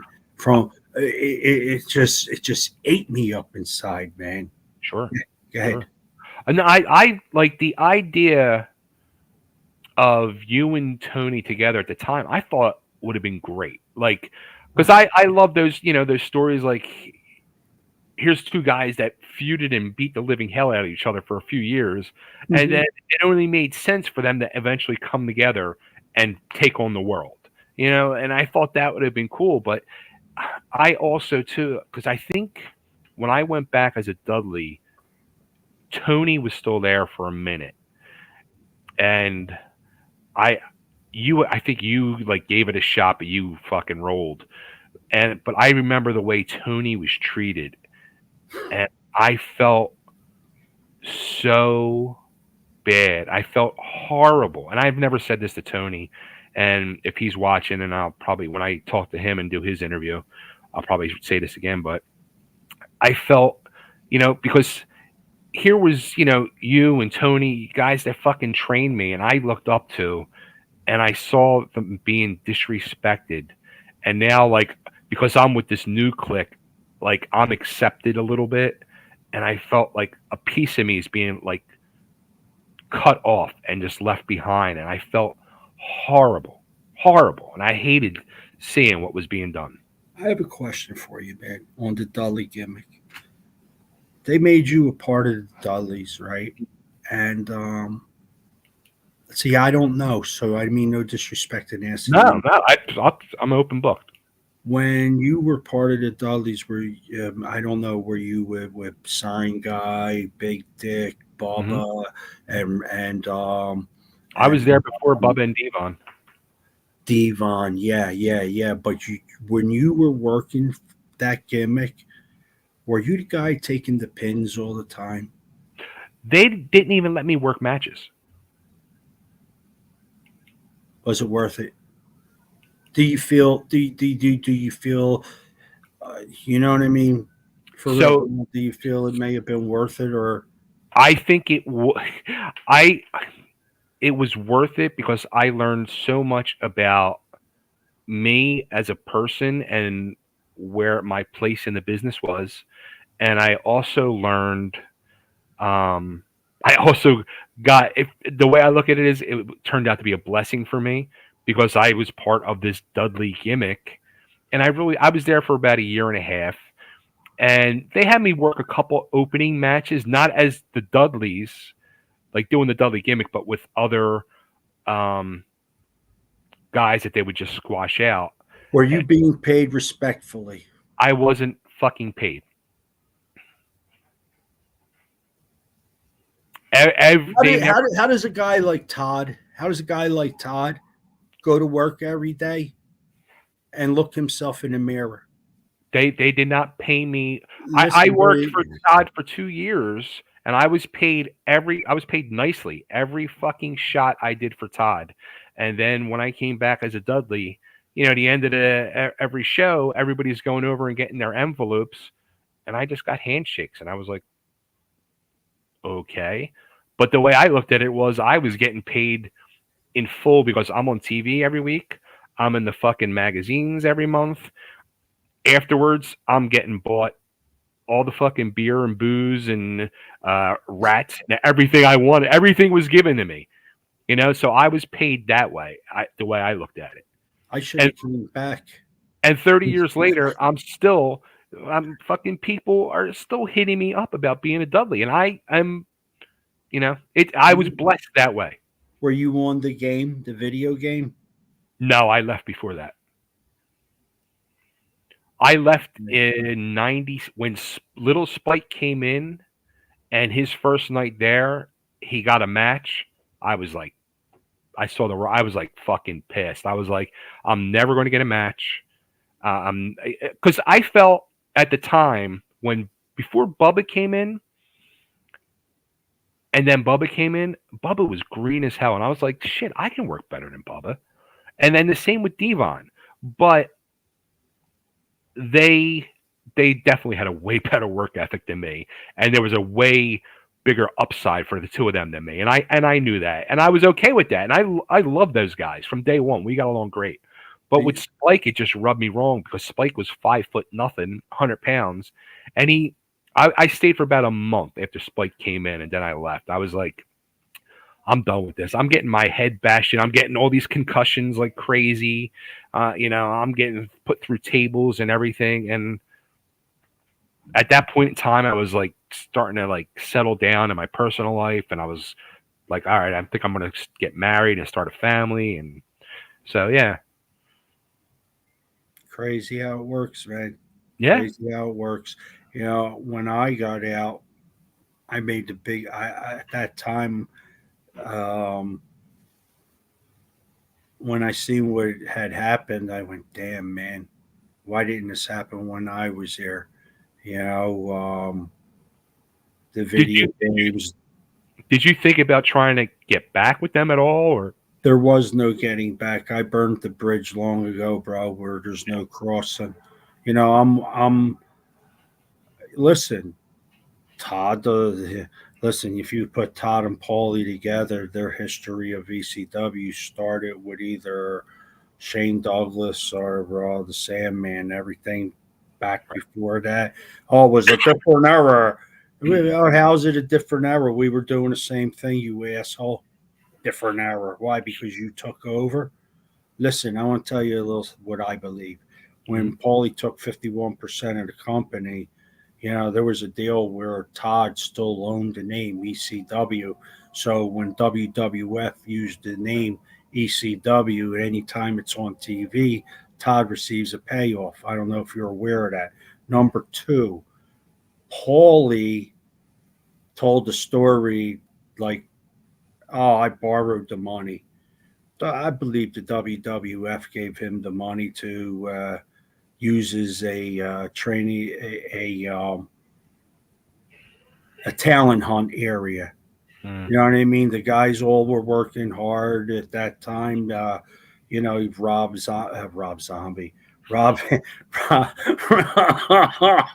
Rob Van Dam, one of the, what a guy, man, good guy, good guy. I remember him very well. He deserved it. Sabu, what could we say about Sabu? What a great guy, legend, yeah, definitely a legend. Deserved. absolutely. It's funny the way he got these guys. A lot of guys are given this opportunity when there's a lot of guys that are breaking their ass and breaking their whatever to at least get a chance. And these guys get a chance and they don't even give a rat's ass, man. You know what I mean? Yo, you're making money. You know what's You crazy? making money. What the hell you doing, man? You It's doing crazy. drugs and losing it on bad investments. Well, the crazy thing is like, yeah, like this whole new generation too. Like they're making boatloads of money. It's all Hollywoodized now, but there, there's never ECW turned into a magical time in the wrestling business, and that's why people 30 something years later are still fucking interested in hearing from Chubby Dudley that had this little tiny piece of the fucking pie puzzle of ECW. They want to know about Johnny Hotbody. They want to know about Glenn Osborne and Tony Stetson. They want to know because they've asked me.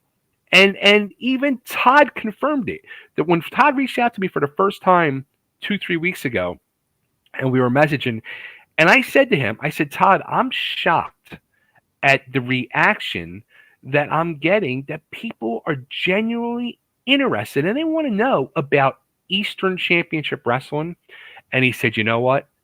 I'm shocked too because I've had a tremendous amount of feedback on my book that people want to know about that era. And he goes, I can't believe it. Well, that was uh that was a different time for sure. And these guys really need to pay homage to the real originals like yourself and Joel. Joel I definitely. I say Joel. I say Joel deserves the most out of anyone. He Mhm. deserves a spot somewhere on national recognition. Um, yeah, I had talked to Joel maybe 2 months to 3 months ago now, Okay. and he wasn't doing too well. Really? It's not for me to say anything more than that. That's not Okay. my business or place. But yeah, he was shocked to hear from me. Um, he wondered, and like everybody else says, where you been? Listen, in all reality, I always been here, man. Hmm. You're the only one to reach out. Why aren't you on social media? Just not interested in it, or laying Seriously, laying low? the truth of the matter is, I could get into this for you. I'll give you a brief touch. Um, there's a lot going on with our government right now, and the platforms are being used, Hmm. and there's a lot of shit that's going to be happening, and you're going to be held accountable for anything you said on social media, to the point that if you use the wrong terminology to discuss a person, if you say something politically, if you say something medically, if you say names of people, you are now going to be held accountable. I know a few people who are content creators, Mm. and PayPal has froze their accounts and limited their money transactions Mm. over comments they've said. They're supposed to start taking money from people and finding them and holding them accountable. Um, there's a new um, there's a new law coming out for everyone on social media. If you put up false information, they're coming after you. If you said anything about the administration being a bunch of jerk offs, or whatever the case may be, whatever your Right. feelings are, you know, you'll be held accountable for that. Um, there's going to be a turnaround on what's going on politically, where one party's going to be taken down, and it may just become a national party, just like the Communist Party is going down, and they're going to be now a national party. Mm. Um, I do a lot of research, political research, a lot of ancient astrology, astronomy. I read Latin, I read Greek. Mm. Um, I know things like about our universe, the micro and macro, and the timeline of the 138 time period, which is the destruction of one third the world. There's been five. There's been five deluges that they put that happened from Annus Mundi, and see, we're in the timeline of Anno Dominion, but we're really in the timeline of Annus Mundi. Now, this is stuff that's done by the Freemasons and all that. Listen, I'm a conspiracy theorist expert. I study chronology, ancient world history, science, and all that. That's what Johnny Hotbody's been doing his life. You Hmm. know, being seriously. So for me to be on social media, um, Would I not try, be a good thing. I'm on YouTube, dude. I smoked pipe tobaccos, and I would give ratings on pipe tobaccos. My name was Old Dirty Piper on the in the YouTube world. Yeah, man, and Old dirty Piper. yeah, yeah. So, social media, no Facebook, no instant scam, no no Twitter. I waited to get on Truth Social, and I put up a little fact checking that I've done on the bloodlines of the presidents, and I traced back all their real history, and made a comment, made a few comments that didn't jive well with the orange guy. Listen, I'll just give everyone this little tidbit. Everybody hated Donald Trump. Everybody is about to vote for Donald Trump. The same people that hated him are now loving him. It's been a psyop the whole time, if you know what a psyop is. So when he takes control, which he's already the senator of Rome, he's in the OTO. Okay, he's a senator of Rome, which is the QSR, SQR. You ever see the sign SQR? The Latin letters, the Romans. He's the fifth senator. He's the number one senator, and he's the head of the Scottish Freemasonry. So everything that they do in the Freemason world is they humiliate the person and belittle them and smear them. And then that person gets the swerve treatment.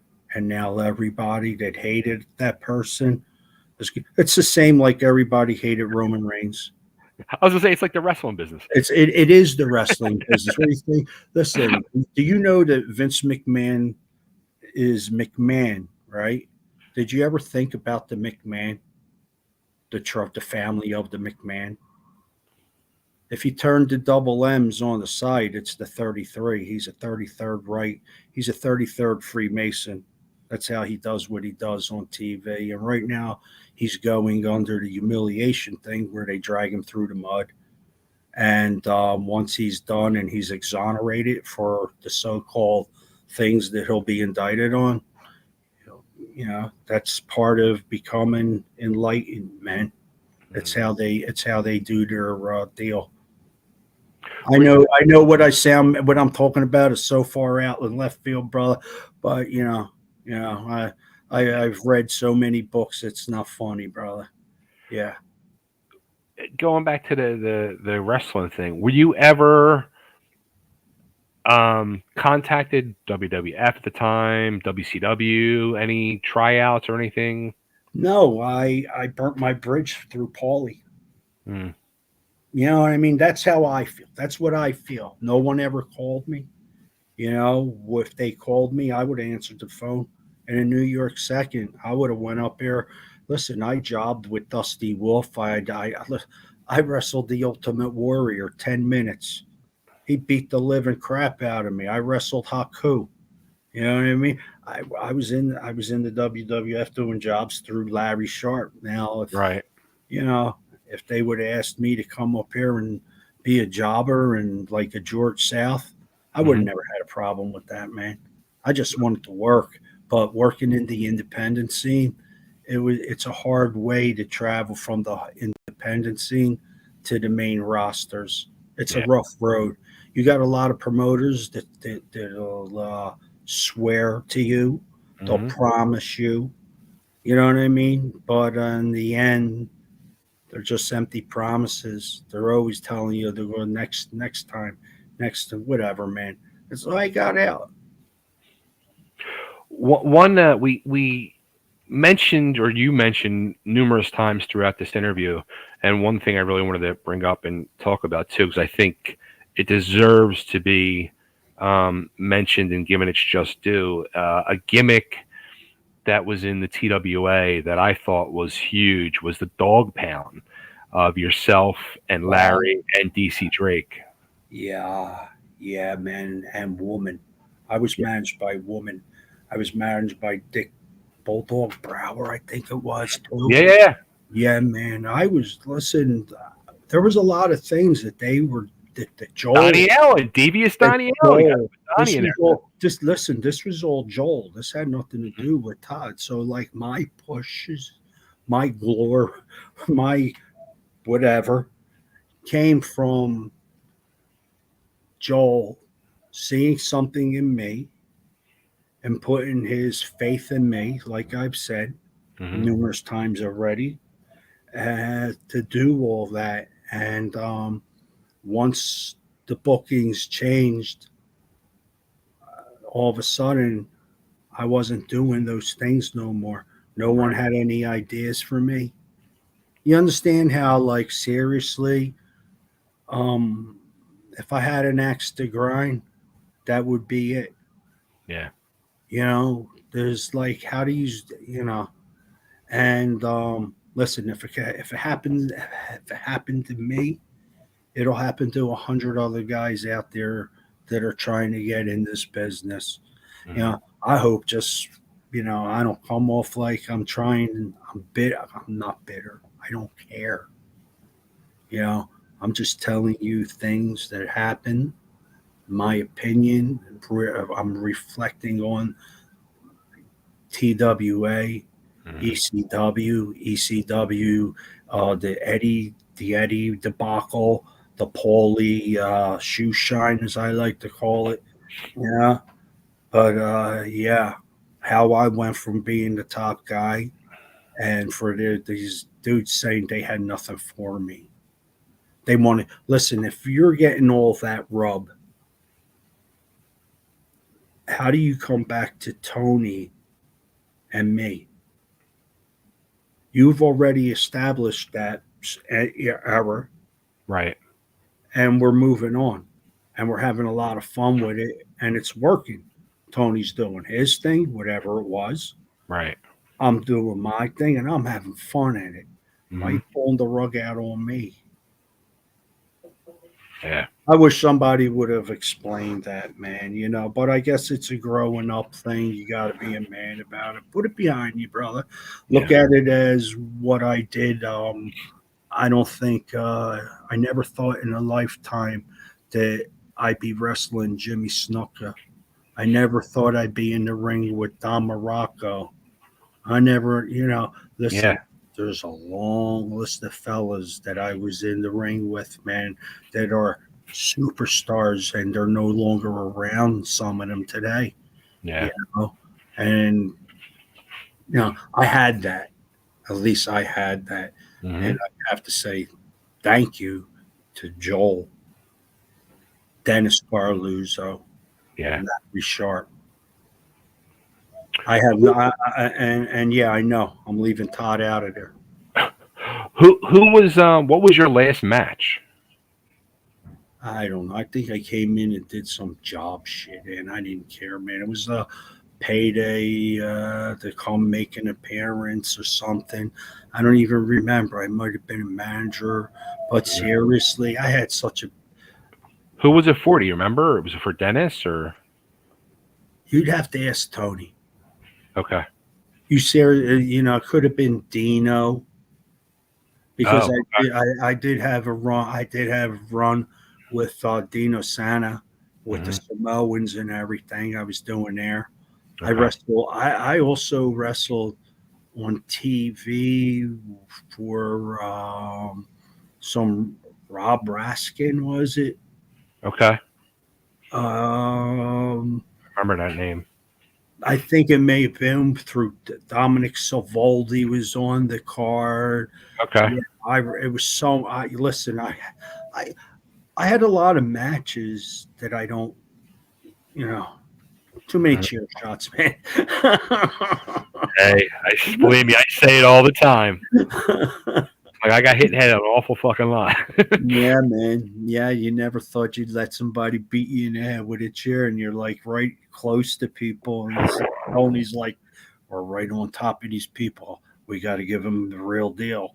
Right. We beat the shit out of each other, throw into the chairs, the whole 9 yards, bro. We were killing each other. We were doing so good of a job one time. We're working, and now they call it producing when someone interjects their opinion. A veteran will come in and he'll give you an opinion of what to do or what not to do. Abdul the Butcher, nicest man, sweetest talking dude. Listen, what a I was on a lot of cards with Abby. He was one hell of a nice guy. But anyway, Tony and I are working, and it's intermission or something. And me and Tony come out. We're not supposed to come out, but we come out. We're still killing each other, and we go back in. And intermission's over, and another card's somebody else is wrestling in the ring, like the opening match after the popcorn, and Right. that's the second curtain jerk or whatever it was. Abdul gets a toilet seat, puts it around my head, just pushes me out there, tells Tony, "Get the fuck out of there, brother. We're killing each other." You know, we had so much fun, man. So much fun under Joel. I remember this was with Todd at Chestnut Cabaret. I think I think it's on, pretty sure it's on video somewhere. Um, you guys, I think you guys had your match, or it was a fucking angle and run in or whatever, and you guys were brawling, and then it was like a pull apart and break up, and went back to the dressing room, and then the next match is happening. You guys come back out of the dressing room again, and you're brawling all throughout the Chestnut Cabaret. Yeah, we did that quite a lot of play. We did the bar wars. Tony dragged me across the top of the bar, Yeah. pull the handles down, and we did all that. And you know what's crazy about that? I did that in Memphis too. I forget who it was, but there was this place in Memphis. Could have been Indiana, could have been Dallas, it could have been any one of them joints, but it was in like a buckaroo bar, buckaroo bonsai or some shit. It was a bar. They were using giant pots and pans for bells, and me and it was Billy Joe Travis. We beat the shit out of each other. Got hit with the guitar everywhere, man. Did the whole thing. We're going back, and guys, who told you could do that? Just, we're just working. You're not from down here. I guess you just don't understand the protocol. No, we just had a good match, and Billy Joe Travis is gone. Boom, man. He's out the door. He don't want to get in trouble with Eddie Marlin. I think it may have been Eddie. Do you remember? Is that his name, Eddie Marlin? Oh yeah. Yeah, man. He's chewing me. Yeah, you guys can't do that. That's for the main event, guys. Hey, we just had fun. But I got $35, man. I did 12 days. I did 14 days or something like that in Memphis, and I got a whopping $18. They took. If they were paying me $35, they were taking 30 for the license to wrestle in those towns. It was crazy, man. I was so glad I got out of there with Joel. You know what I mean? I couldn't wait to get on that airplane and fly home. Jerry Lawler had nothing for me. No. Let's we got some questions here from people watching. Wow, for real. For real. So here's Andrew Harrison, good old Andrew. Hey Johnny, what are your thoughts on Vince McMahon and Triple H, and would you ever consider being a manager for one of the current stars in WWE? I'd absolutely would love to get the chance. My thoughts on Vince McMahon. I love Vince. I think he's a genius. Wanna listen, man. If ever you want to get in this business, your one is to work for at that time Vince McMahon. There's a lot of things they say about him, but you know what? They can't say he ever beat anybody on their paydays, just like they say about Paulie. And as far as Triple H goes, Triple H he's doing a great job. His creative mind is right there. He had a lot of time to learn from Vince. Yeah. You know what I mean? And not for nothing, if he was great when he was doing his thing, so he has the mind for it. Hmm. I think the WWE will excel a lot more than it ever did under Vince because of what they're allowed to do now, the social media, and also letting anyone in. You Yeah. know, they're giving anybody a shot. If you have a big enough following on the social Hmm. media scene, you're getting a belt. Just ask Rey Mysterio, man. And Ray's a great guy. I worked with Ray. Ray, absolutely great guy. Yeah. Little Ray. Little Ray Ray. He is a good dude. Yes, he is. So, would you be interested if somebody approached you to like do a manager gimmick on the Indies? Yeah. Listen, Really? I get. Listen, man. You give me a shot, and you tell me what you want, and go to that direction. I'm sure I could do what it takes to get it done. Um, my mind's a lot more clearer with the concussions as far as, I won't forget my spots anymore. Hmm. And yeah, I would love an opportunity anywhere, man. Anywhere. Just call me and I'll show up. But truthfully, listen, I don't believe I was anything anybody, man. You understand? I'm not here to pump myself up. I'm no legend. If I'm a legend, I'm a legend in your mind, man. And mine's I'm just John, man, who got the chance to do something he loved. Well, as I said, you're a legend in my mind. So. Mm, thank you, man. All Thank you so much. right, from Phoenix 48. Hey Johnny, what are your memories of working with Raven, Stevie, and Dreamer in their angle? Oh, that's before. This is before I came back as a Dudley, Yeah, so I didn't even see this. I think I was handcuffed to a ring post in this match, and working with Ray. I wish seriously, I wish Raven would have talked to me more. He was fed bad information about me from guys like Gary Wolf and Sandman. Hmm. Those guys had a vested interest to keep themselves with the guy that they thought was, I would imagine, had the ability to give you a shot because he actually went somewhere prior to being with us. He was actually someone. He was Scotty Flamingo. He was Yeah, Scotty DeBody. I really wish him and I would have had an opportunity to sit down together and actually work, man. I would have loved working with him for real, not being involved in some shoe shine crap that doesn't amount to anything. And as far as Stevie Richards, I trained Stevie Richards, not the best of. Listen, I was an asshole. I don't think I was the best teacher at that time because I was more a ball breaker yeah, than I was a teacher, although I had the ability to teach guys how to work tight and this and that. Stevie got polished elsewhere, and Stevie's a good guy. I'm sorry. Listen, man, if ever Stevie watches this, this is long right now, but if ever Stevie was to watch this, I'd say I'm sorry for anything I may have done to disrespect you or feel any way, you know, slighted. Because let me tell you something, Tony and I punished him for a while, and I got off. mhm, Tony fed me. I was easy to pump up and be an idiot, man. You know, bro. I was having a good time. I didn't care. I was just doing Johnny Hot Body. And then yeah. about Tommy Dreamer. I don't like Tommy Dreamer. I Okay. never had the chance. I really never had the chance to get to know him personally. But as far, I don't even know Tommy Dreamer's real name.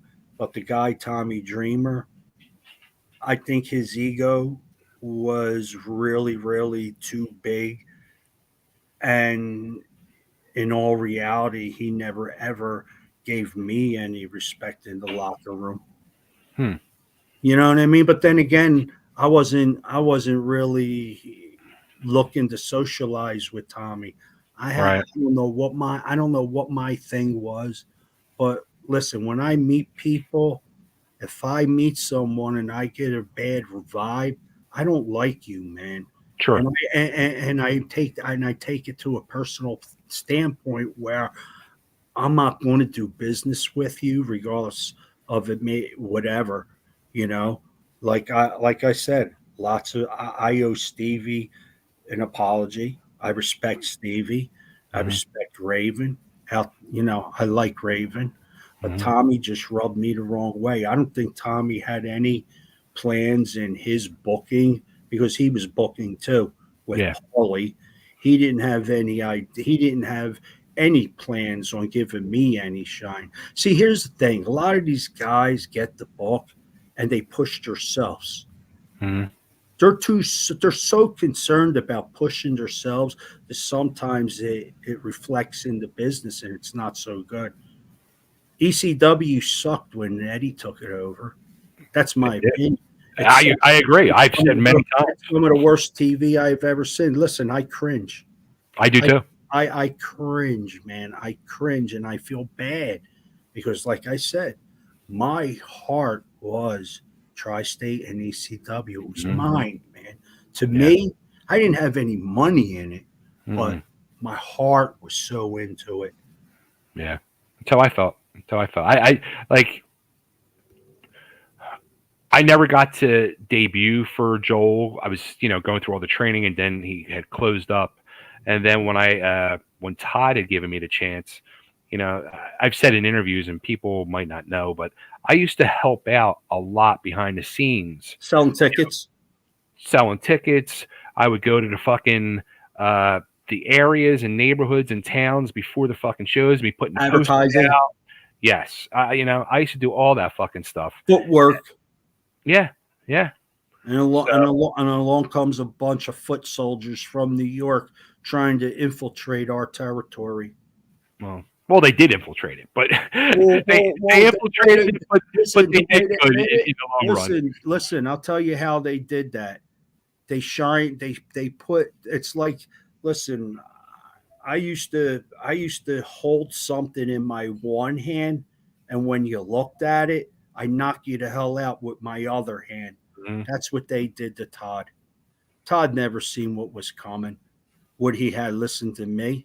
Well, No. I don't think No. Todd. Um, Listen, you're missing I, something. I You're have a missing feeling. something with Todd. You're missing something with Todd. Believe me, I'm not missing nothing with He Todd. But went from a business. Listen, when he was business, okay, and he had his heart to business, he was a on spot one. yeah, But as soon as they schmoozed him, they yeah, but listen. It's like Todd they got to gave be. him something. I think they put I think they put 72 virgins in front of him, and he just didn't Well, care from that point on. here's the thing. Like again, from my standpoint, I was this little fucking piece of the pie over there, and Hmm. it was like fucking being a rock star, you know. Hmm. Yes, it So was. so Todd having this fucking big piece of pie. He went from being the roadie to the singer for Guns N' Roses. Exactly, exactly. So I get it. I fucking get it, and look, Yeah, but let me ask you something. All right, you get it, but it says something about his character. He has no loyalty. It says something about his character, brother. He has no loyalty. He I he don't. he was so enamored with the stars Yeah, that yeah, oh, he never seen them robbing the company from him the way he robbed the company from Joel. mm, That's my take on it. You okay, know, financially, you know what I mean? yeah, All of a sudden, Todd's in the red. You're in the red. We're selling the fuck out. You got TV. We're selling out. hmm, Okay, it's costing you money for the TV. Listen, the ring, that ring was mine. I got that from Sandy Scott. Another fucking thing that no one knew. That was okay. my Which ring from which Sandy ring? Scott. Which ring? ECW ring was mine. That thing was mine from Sandy Scott. I used to set up the ring for the NWA at the Philadelphia Civic Center. Bam. Yeah, yeah, brother. I listen. I was in the NWA for a bit. Listen, I used to be backstage with all them guys at the Marriott, partying with every freaking one of them. Yeah.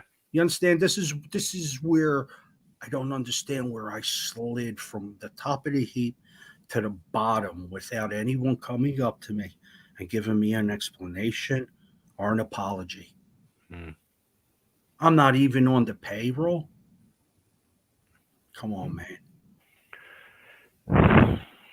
All right, let's I see could that. go on, brother. I could go on. But like I said, now it's like, am I crying over spilt milk? No.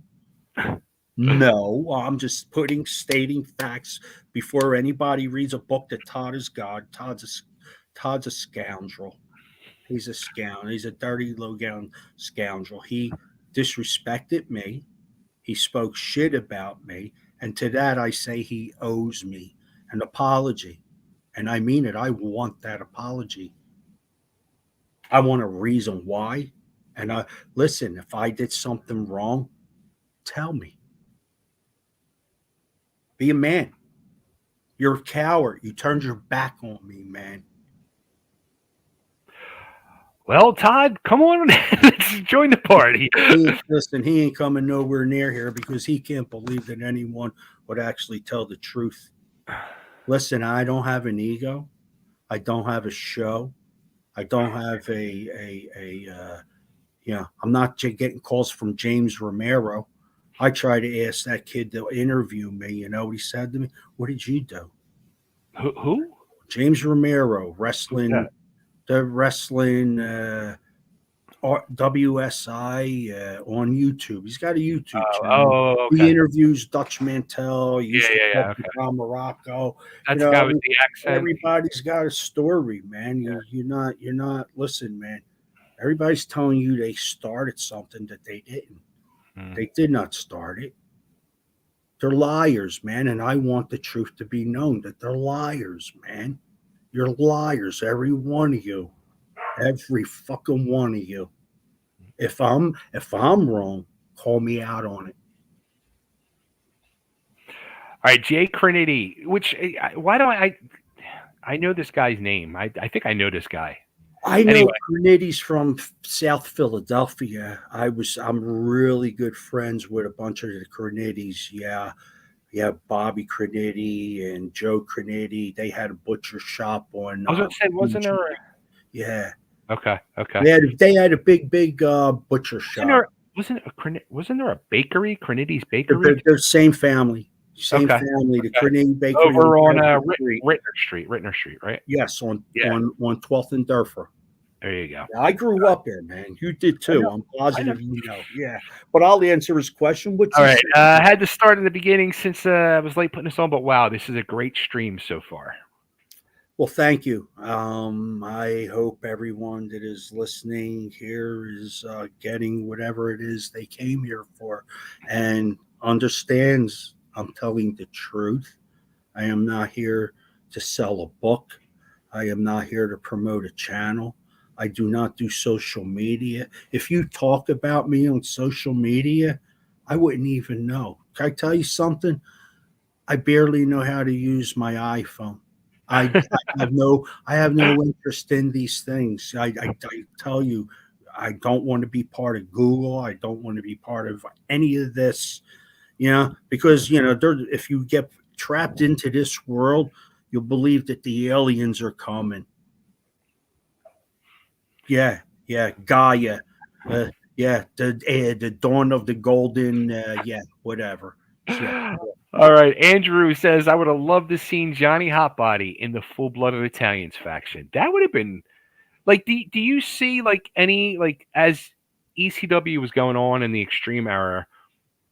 Was there anything that you could have pictured yourself doing? Like, could you have pictured yourself with the FBI?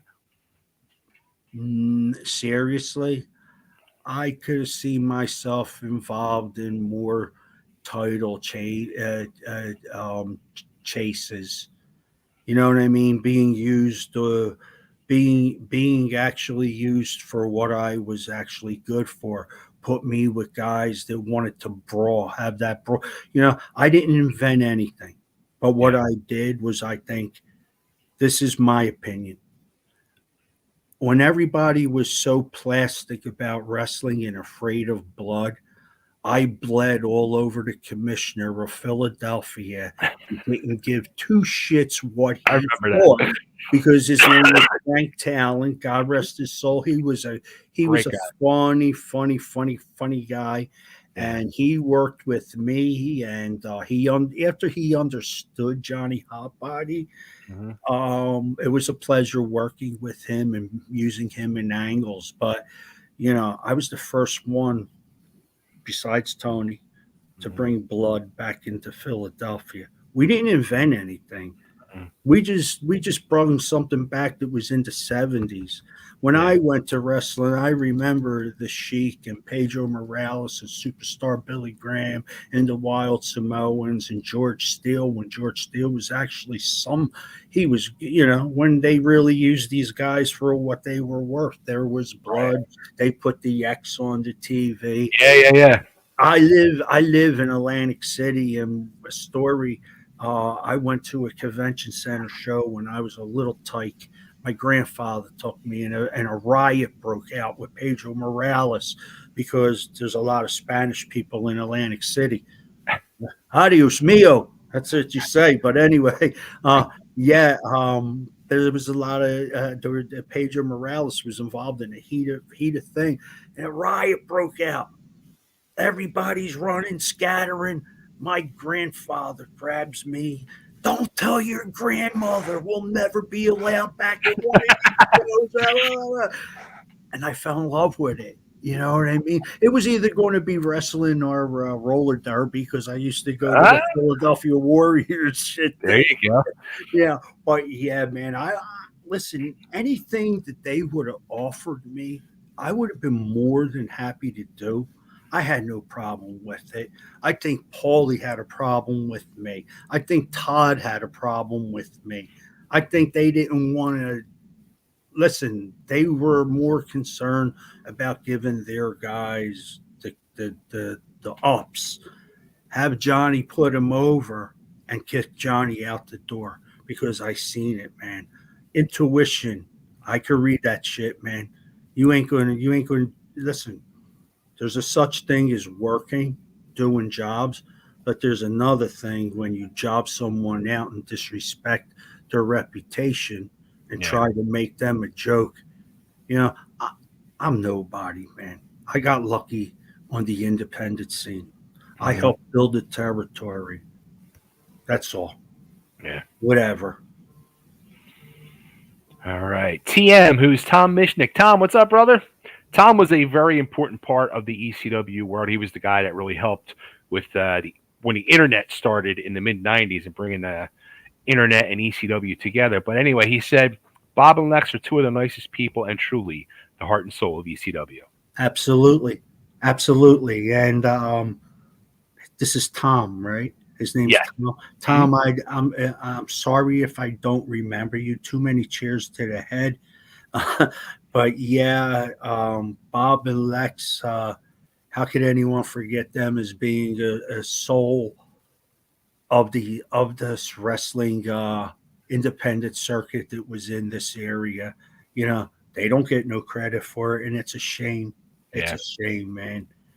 I don't know that they would even want that credit or whatever, but when you tell a story and you leave out the truth, They're a huge piece of the you're story. you're telling you're telling a fable, man. You're rewriting history, and you know it's sad.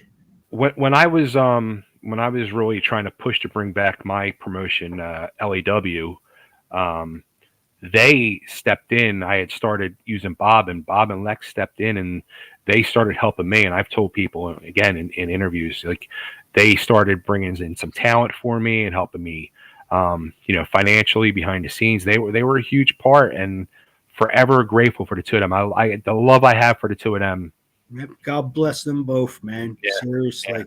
Eh, Let's see what we got here. Vince took the ECW name and pissed all over its legacy. Any thoughts on that? Yeah, I got a lot of thoughts on that. He took the name and pissed on it, but the whole time he was pissing on it, Todd was getting paid on it. Hmm. Who really pissed on ECW? Just remember what I said. Todd owns ECW. He doesn't own a promotion. He doesn't own anything but the name ECW. He So owns Vince, that name. I thought Vince doesn't own the name. Nope. Not that I'm aware of. Not unless listen, I've been out of the loop so long.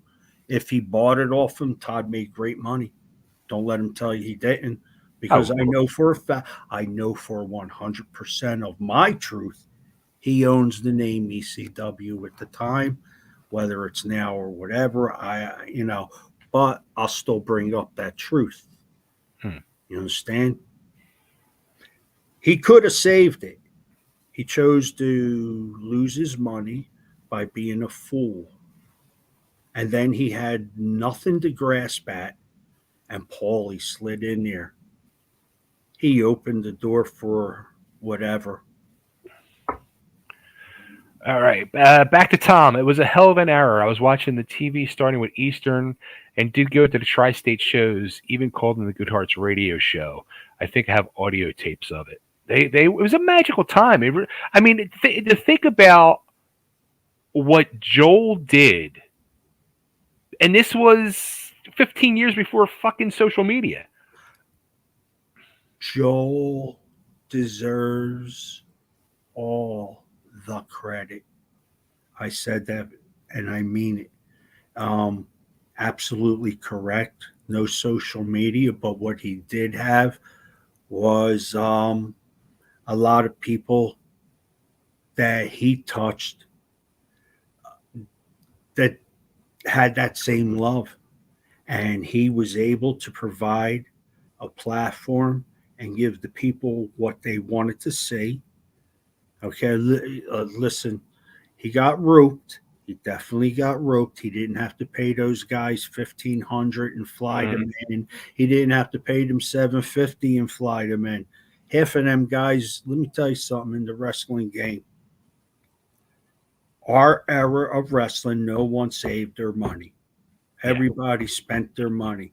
Hmm. So when a dog is on the street and you offer him a little bit of cash or a little bit of whatever it is, that dog's going to do it, Yeah. whatever it is, right? These guys would have worked for a lot less money just for the fly in, the hotel, Hmm. and a payday of maybe 250, 350 if you were a real draw. That's all Yeah. them guys deserved. They didn't deserve them paydays. No. I'm going to tell you something though. Uh, I don't know whether I should say this or not, but I'm going to go on record and I'm going to go Uh-oh. out on the limb and I'm going to say something. The most money I ever got paid working the independent scene, okay? Prior to this, I'll let you know the most I ever made was maybe a buck and a quarter a match. You heard me right, $125 a match. My highest payday ever was from Joel Goodhart, and I worked in a steel cage against Tony Stetson. I remember $1,500. Wow. Yeah, he didn't have to give me that. I looked at him and I said, "Is this envelope right?" He goes, "Why? Is it wrong?" And I'm like, "You know what you gave me?" He goes, "Yeah, you're worth it." He was the Wow. only one that listen, man. That's the man he was, Yeah. and I wasn't looking for that man. But yeah, that's the man he was, as opposed to someone telling me, "I listen." What was it? How many pieces of silver did Jesus get sold for? Huh? Mm, Listen, Todd could have gave me a payday. He had the money to give me a payday. He never reached out and gave me a payday. Like I said, come on, man. You tell everybody how much you love me, man. Yeah, okay. You're lying. You're lying. mm. All right, let's see. Nick Infante, 1992, is asking, what was it like working with Chris Candido? It was probably the most fun I had working with any tag team partner. We had a lot of fun. We just got along. Chris was a genuine guy, man, and you know I felt bad for him, and I owed him an apology. I really did. Hmm. For hooking him up with Tammy, and really, man, that kid didn't deserve the smiting that he had done to him. He didn't Yeah, do anything wrong, man. How does someone wind up sleeping on the beach in Puerto Rico without a dime to his freaking name? And Paulie supposedly, like, it was like 30 grand that he had gotten from Chris somehow, some way, whatever that story is. This kid's sleeping on a beach, man, and his girl's doing what she's doing. It's a shame, man. But yeah, working with Chris, I just wish we could have been together a lot longer, because I don't think I would have actually stood there. I know that the brothers, the Harris twins or something, hmm, they straightened out Shawn Michaels. Shawn Michaels was like disrespecting Chris while Chris was working. Tammy was working Shawn, yeah, making him the laughing stock of the locker room. Bam Bam Bigelow was there too, I believe, that helped Chris somewhat straighten out, what he's doing. You're yeah, disrespecting this dude. You know, it's a shame. Yeah, he definitely deserves a lot more recognition for being a great talent, a great yeah. worker, and a great guy. He Yeah. was. He was. From the first time I saw Chris work was a Bar Wars show for Todd, and Tammy was there, and I remember, um, the fucking buzz around her that night even was, she's a fucking bitch. Like it was just Yes. like She was she she was. was she was hot, man. She was a slut. Yeah, She was like, what she was like? The easy go-go girl. yeah, And you look at her now and you go, man, that's Tammy, man. It's a shame, she's let herself be what she's turned out to be. But like I said, I guess she got what she deserved, and she'll get a lot more when God judges her. yeah. He's going to have his hands full when it comes to that judgment day. Let's see, Andrew again. Now, Andrew, he has a wrestling podcast as well. Him and his buddy Cameron. I've done their show. Great guys. Johnny, I would love to have you on my show. If there's any way to reach out to you, you have so much to offer, and you would be our best episode yet. So I can Okay. make the connection if you want that to happen. Hey, I'm going to tell you right now, anybody wants to talk to me, anybody needs to get in touch with me, you could provide them that information. Let me know that they're who they are, because Mhm. like I won't answer anything, because Sure. seriously, I wouldn't believe. I think I was getting clowned, bro. Oh, this is April Fools already. When I got asked to do this with you, I was like, I'm telling my girl Erica, this guy Bay wants to interview me. And I don't know, man. Is he telling the truth, dude? I don't know. Hey, look, I might have stepped over to promoter side. I might have had shitty paydays, but I never fucking lied to any of you. Listen, I don't remember any of the conversations about that, so I'll believe you, bro. You're good with me, man. All right, Nick again. What was it like wrestling the late great Mr. Jimmy Superfly Snuka? Oh my God, man. It was funny working with him, because I had posters of him in my closet when I was a kid. You Wow. know, and seriously, man, and to work with him, like at first I was like, this is a joke. This can't be true. And then the next thing you know, we're working, and you know what I knew of Jimmy, what I got to know of Jimmy. I say that what I got to know of Jimmy Hmm. was he was a nice guy. He had some of the best marijuana I ever smoked.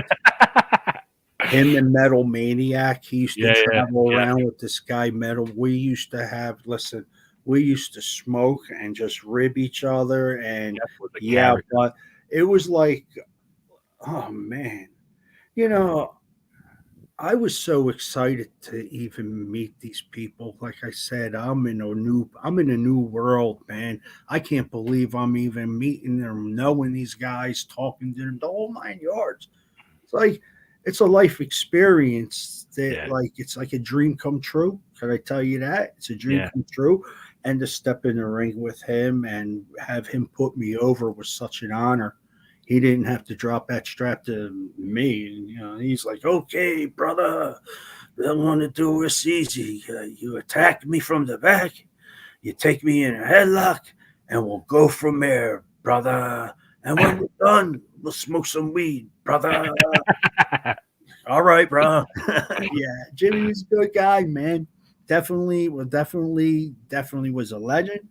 I don't know anything about what happened between him and the rest of the history and whatever. Right. But from what I experienced of Jimmy, I could only say he was one of the nicest guys that I met in the business. Yeah. Yeah, He was and always like very quiet and kept to himself in the locker room, and respectful. Plus, yeah, yeah. I don't think he ever wanted to let anyone know that he really knew how to talk. No, I'm serious. A lot, I used to be with Ivan Koloff, and he'd be trying to sell me phone cards, and he'd be like this, "Yo, hot body, come over here a minute, brother." Well, look, who was that? Coming from a Russian guy. Wait a minute, man. John, come on over here. No, what's up? What do you want? He goes, listen, I got these phone cards. This is before beepers, before Yeah, cell yeah. phones. You get the card, and yeah, he wanted to sell phone cards. So it's like, listen, I'm making more money doing this than I am selling these fucking autographs. So, whatever, man. But yeah, man. Funny. Yeah, it was funny. A lot of them guys, like at the old timers, Volkov, Nikolai Volkov, another one. Yeah. He Joe, his real name was he'd drop his accent and talk like, and you'd be like, I watch these guys on TV, and even George Steele, you see him, yo, what's up? This is what you're going to do. This is how long I want you to go. Walk right away. Wow. Yeah, yeah, man. You don't expect it. To hear Jimmy talk normal, never expected it. But then again, I've been watching a lot of the old stuff from Georgia when he used to wear boots and tag with Terry Gordy, Yeah. and he talked perfect English back then also. So Wow. what I guess you have to research these guys before you meet them. Nick wanted to know, and we touched on this a lot, but question: what was it like working with Eddie as he was the booker in ECW in '93?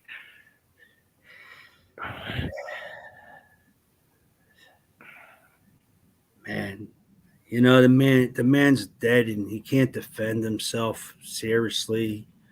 Maybe me and him could have had a better conversation, but I don't know what it was like working with Eddie as a booker because I never got to see the side of him actually doing any booking for me. I never got any information what I was doing or being led anywhere, which truthfully I would have appreciated him stepping in, maybe helping my career as Mm. opposed to putting me as an afterthought because I'm Johnny Hotbody and he's Hot Stuff Eddie Gilbert. Yeah. Somewhere along there on the lineup, the two hots just are too much for the card. I don't know, man. That's not me. I would have loved to work with him, but never had the chance. Do you remember? I brought this up to Glenn. last week. I don't remember if it was the first set of Cabrini tapings or the second set, but fucking Eddie went nuts and pulled all the boys into the locker room and just fucking went off on us. How we sucked and we got to get our shit together and this looks horrible on TV and he can't believe this is the product.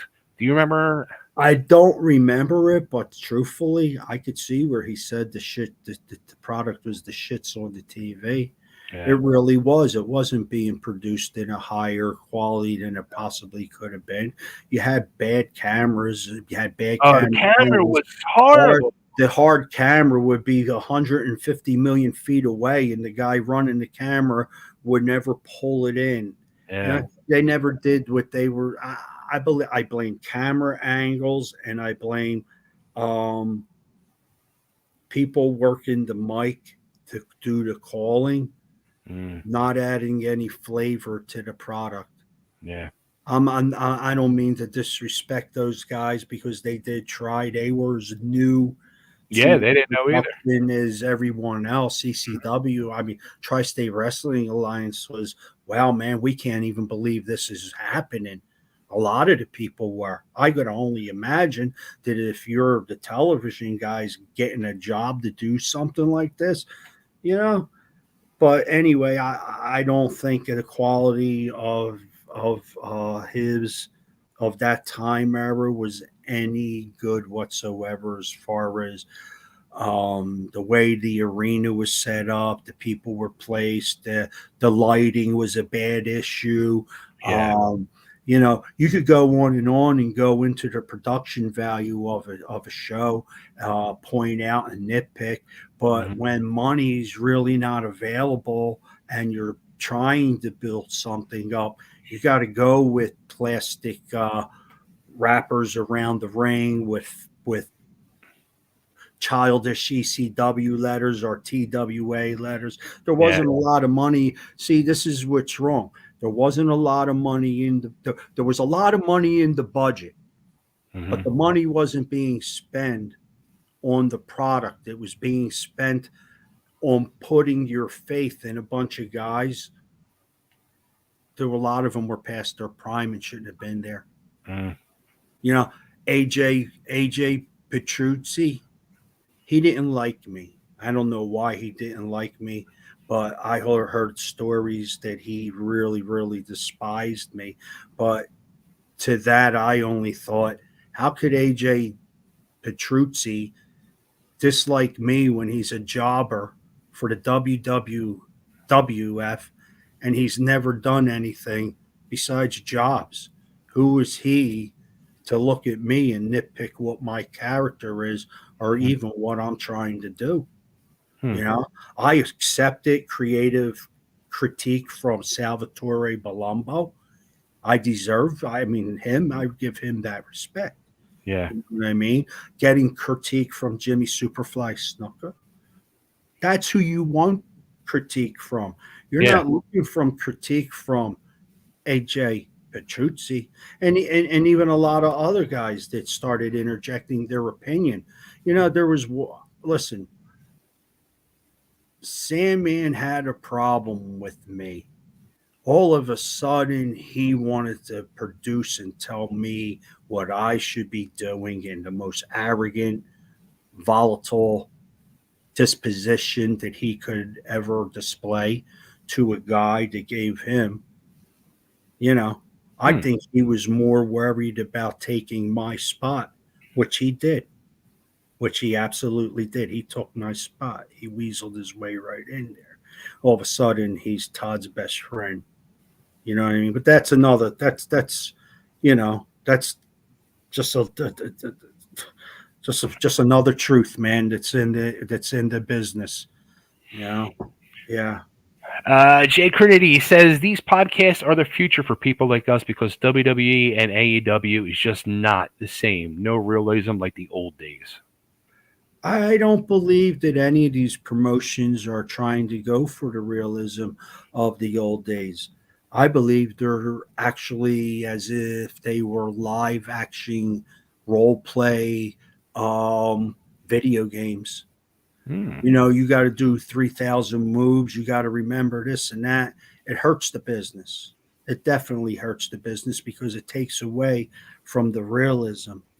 And that's a big part of what they're doing as far as the production that makes wrestling leave a bad taste in a lot of people's, true wrestling fans. I'm not talking about the kids. I'm not Right. talking about the superhero people that believe that John Cena can't see you. You know what I mean? Not saying anything negative about the kid because he's one hell of a worker. He's went a lot further than I'll ever be. But yeah, I could critique wrestling, and I think I'd have a great. If I could get a job producing, I believe I could help a guy like Triple H because I know what I know is better than the trash that Paulie's pushing right now. It's better than whoever else their producers are and their writers are. These guys have no real creativity, and they're not doing what I feel would be to put a stronger sense on the wrestling. How do you let Hook in? Did you hear what I asked you? How do you let a guy like Hook in? Your dad's the producer. Come on, man. Come on. I've never seen him. Well, listen, I don't watch I AEW was going to ask you, whatsoever. do you watch the products? Do you watch wrestling still, or I watched the WW. I watched the WWE. okay? I remember Roman Reigns when he was young. Um, Fatu, Samu, all them guys. I worked with them. I was in battle royals with all their uncles and their fathers. So I like watching. You know what I mean? It kills me every time Paulie comes on, but it is it is what it is. And I watch Roman. I like what Seth does. I love what AJ does. Randy Orton. And yeah, other than that, I don't know, man. I don't see a place in wrestling for it's that kid that does all the flipping around and was tagging. He was in the tag team with the real big dude that was the monster of men. What's the kid's name? He flips all over the place. Mm. I don't watch. I'm like so out of the loop. Yeah, Okay, yeah, I yeah, I really haven't watched in like the last 20 years. okay, all right. Well, I don't know, man. I'm still stuck. As bad as it is, I still watch the WWE. Yeah, yeah, man. Nothing else. I don't know about independence. I don't even know. Ricochet. Andrew just said Ricochet. Rickish, that dude don't belong in wrestling, man. I'm sorry. He don't belong in wrestling, flipping all over the place like that. I'd hit him with a clothesline. I'd take off his head, break his jaw. He wouldn't flip no more, man. You know? Make Tony Stetson hit him with a chair. He ain't going to be getting up that quick. You know what I mean? Make DC Jake drag him around with a chain around his neck. Yeah, these are the matches we used to have, man, and had fun doing it. But Yeah. yeah, I listen. The question was, would I work as a manager, producer, or whatever for anybody? Yes. Do I watch AEW? No, no, no. And yeah, that's it. Okay. Wow. Johnny, this has been a hell of a lot of fun. I hope so. There's a lot of other things we could touch on, but you got to go, man. I know you got to go. Is there anything that I missed that you really want to touch on, or Um, Seriously, I don't know, man. I don't know if the questions came up. Uh, any questions? People out there, they know what they want to ask me. I don't want to touch what anything if to fill me. what if?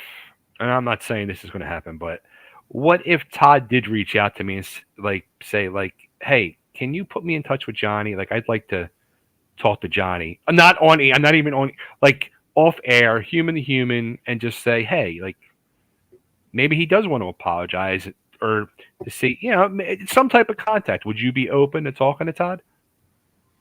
listen, I'll talk to anyone. Doesn't mean you're going to get the response you want to hear. I might not like what I hear from him or anyone else, But seriously, I have no problem speaking to anyone, no matter what the problem is. First, I like to add to everything I said here today. Those are feelings that I had in the past. Hmm. I'm not here to, I don't know, man. I'm just not trying to come off as a bitter guy. Um, that whatever, man. Whatever happened. Um, I'm sorry to anybody I may have offended because I know I offended a lot of people. I was out of my mind. There's stories that you probably can't even tell here. Seriously. And yeah, I was going through a rough stage of my life. I was going through, Hmm. and only now I'm completing my journey, and I'm at peace with everything. Good. How are your kids? My sons are doing great. My Johnny, who you may remember, he used to hit the ropes during Yeah, the of course. competition. He wrestled Buddy Rogers and he pinned him. So he's got to win. He's the only kid I know that's got a pin on Buddy Rogers. And yeah, he's doing good with. He's got three daughters. Wow. Yeah, Okay. three daughters.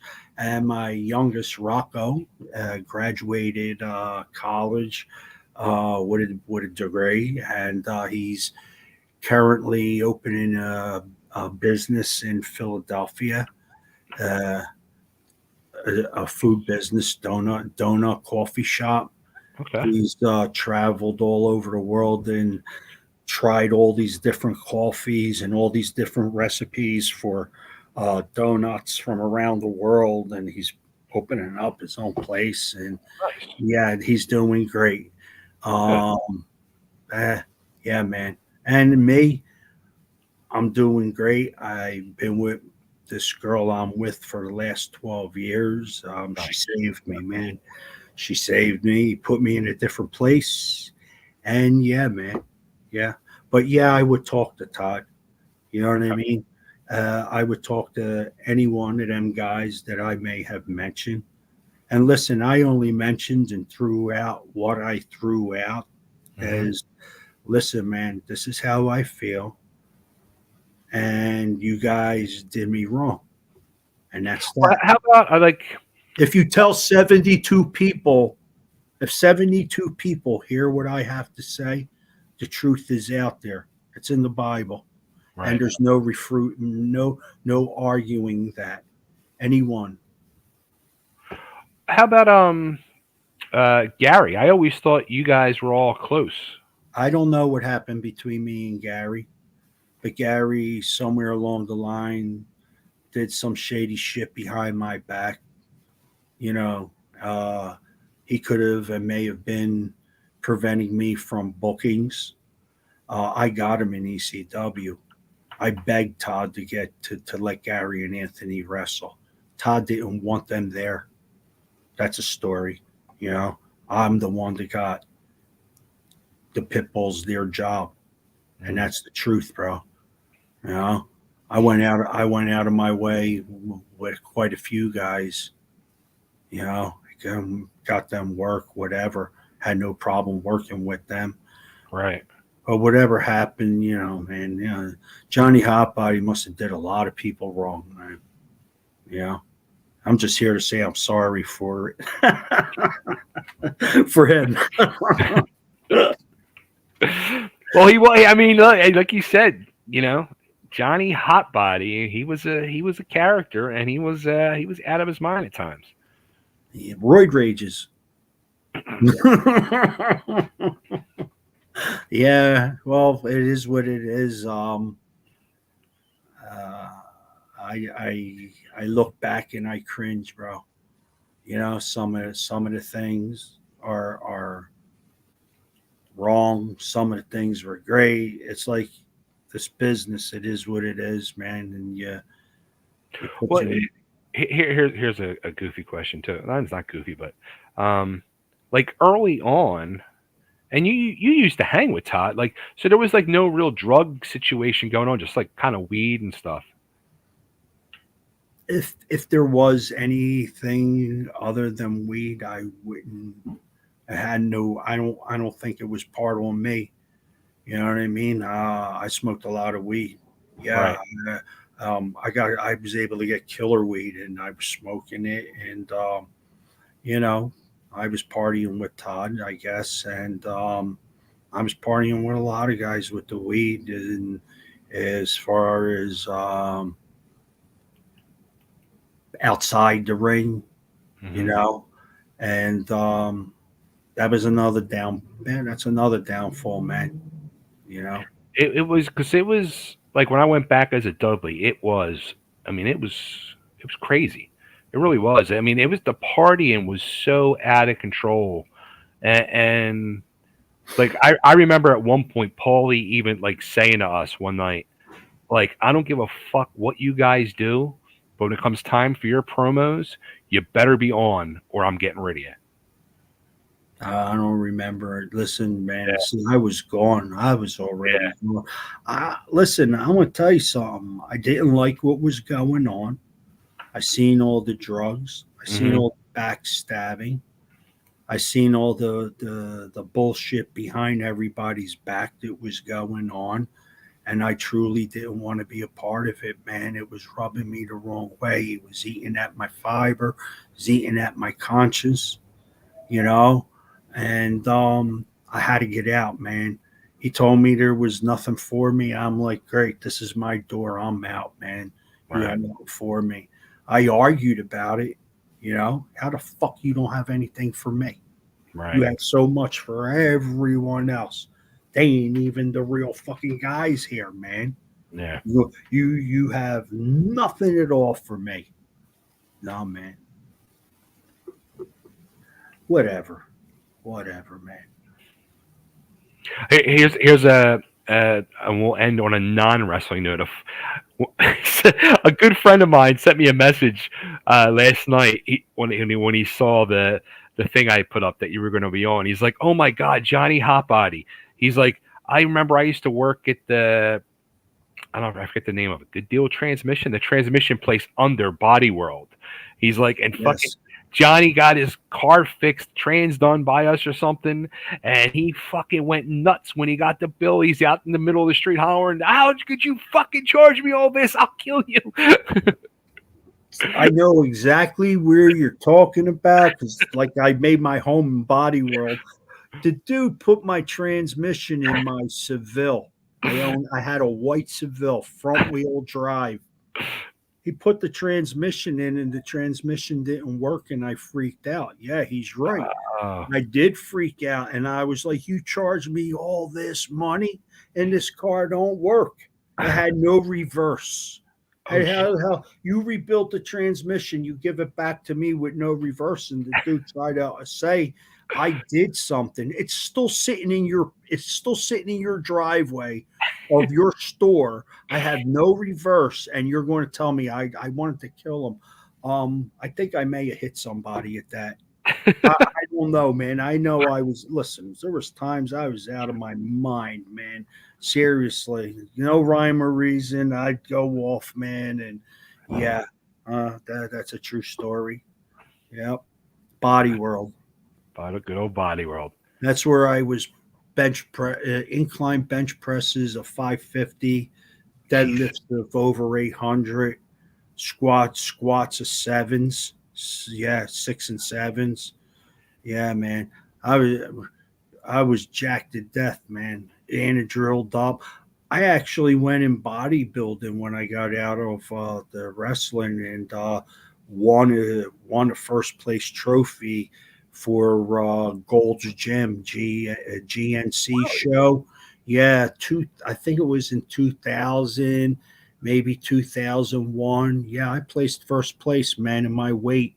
Yeah, I was shredded, bro, Wow. shredded and tan. And yeah, man, I was doing a lot of other things once I got out of the business and, put my talents somewhere else. had, you know, You still hitting the gym or?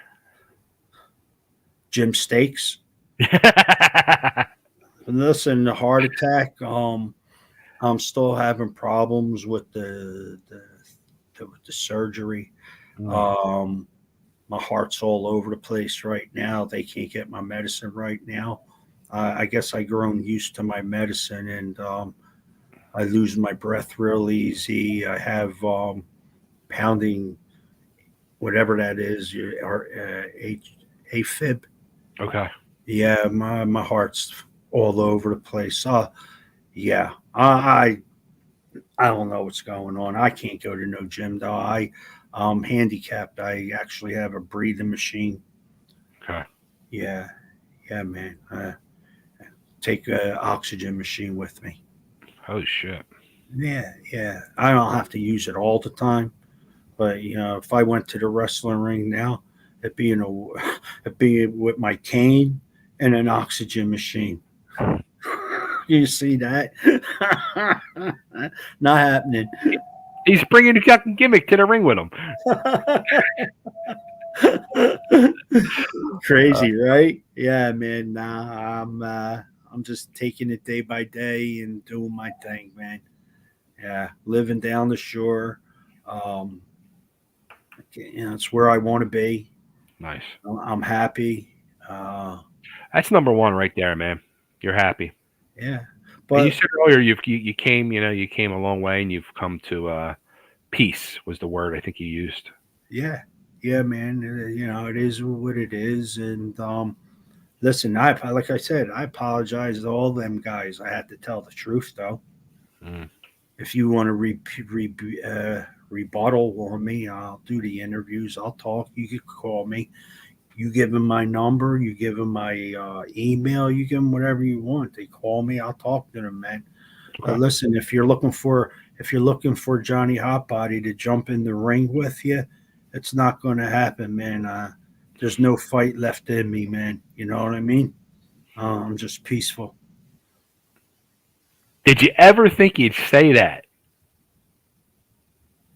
Nah, nah, man. Nah, seriously, nah. I never thought I'd be a piece of it.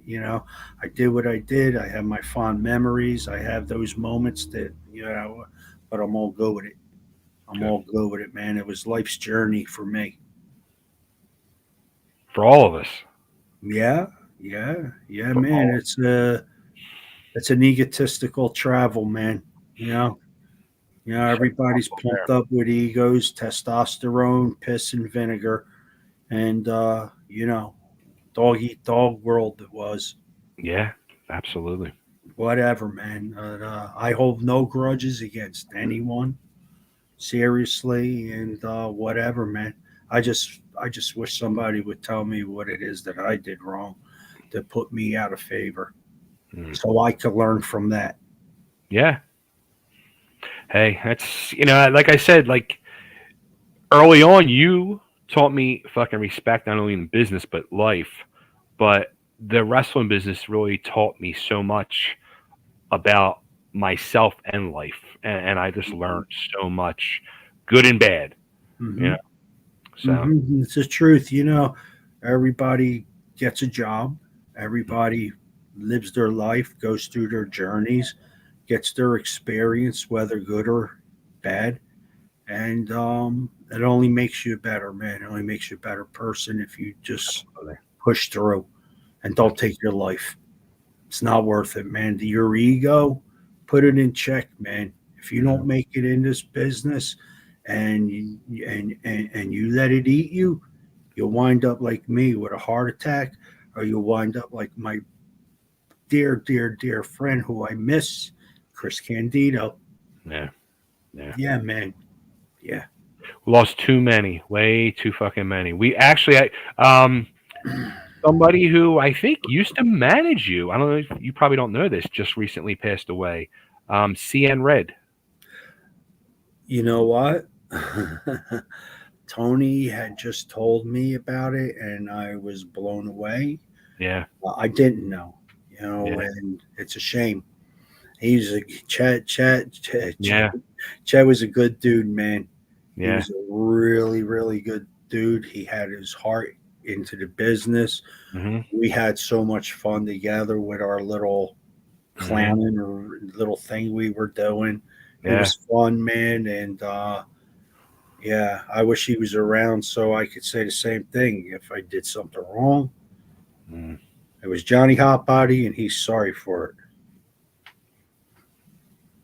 Yeah. Chet went through a rough fucking rough Mm-hmm. ordeal, man.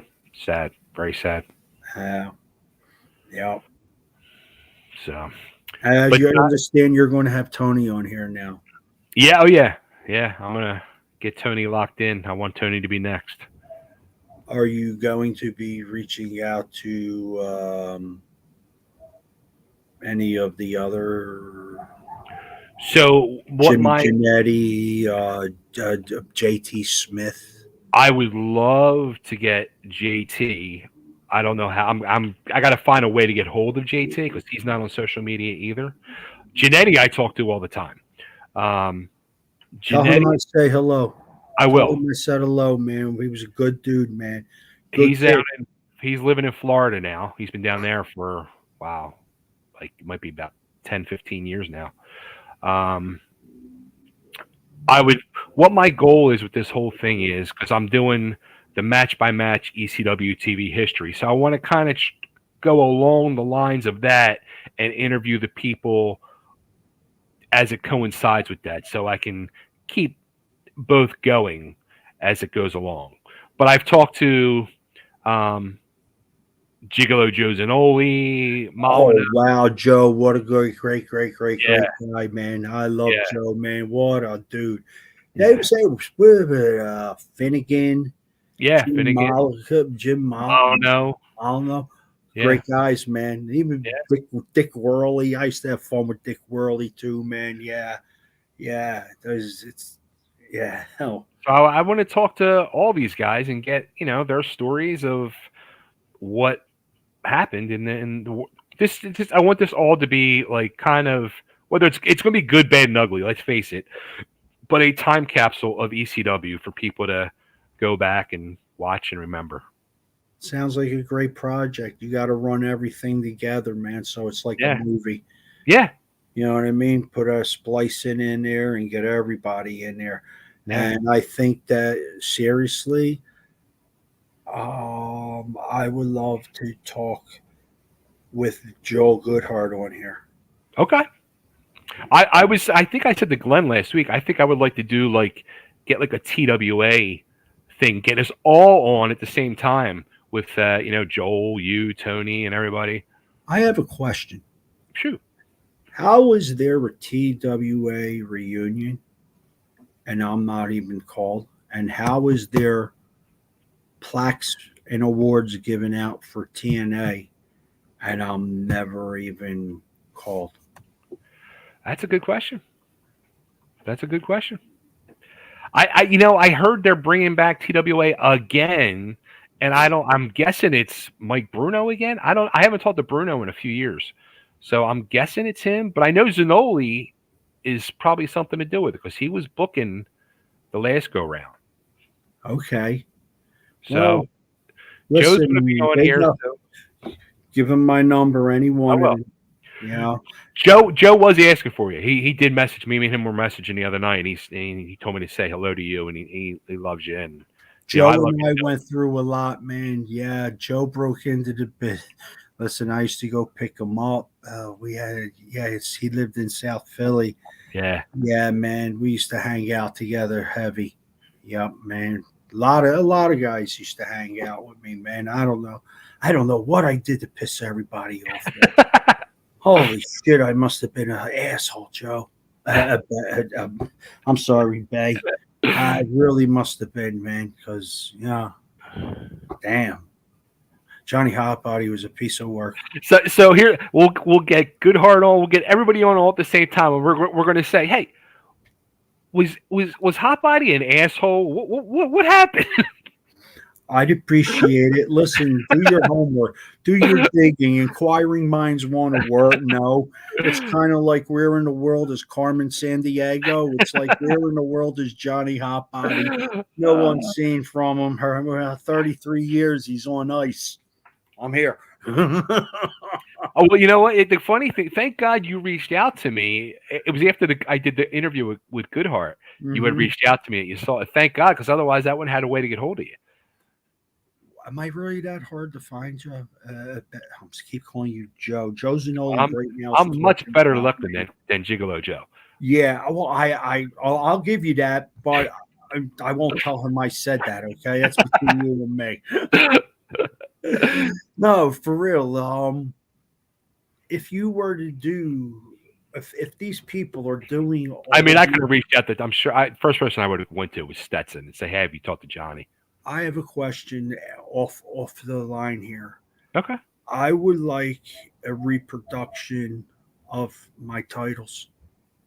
I'll pay for them. Hmm.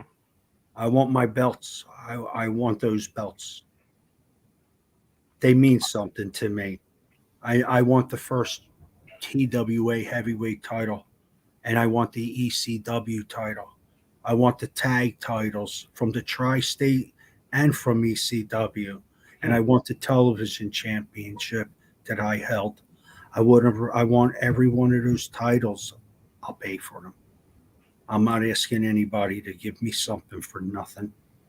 You know, I just would love to have those so I could have those memories Yeah.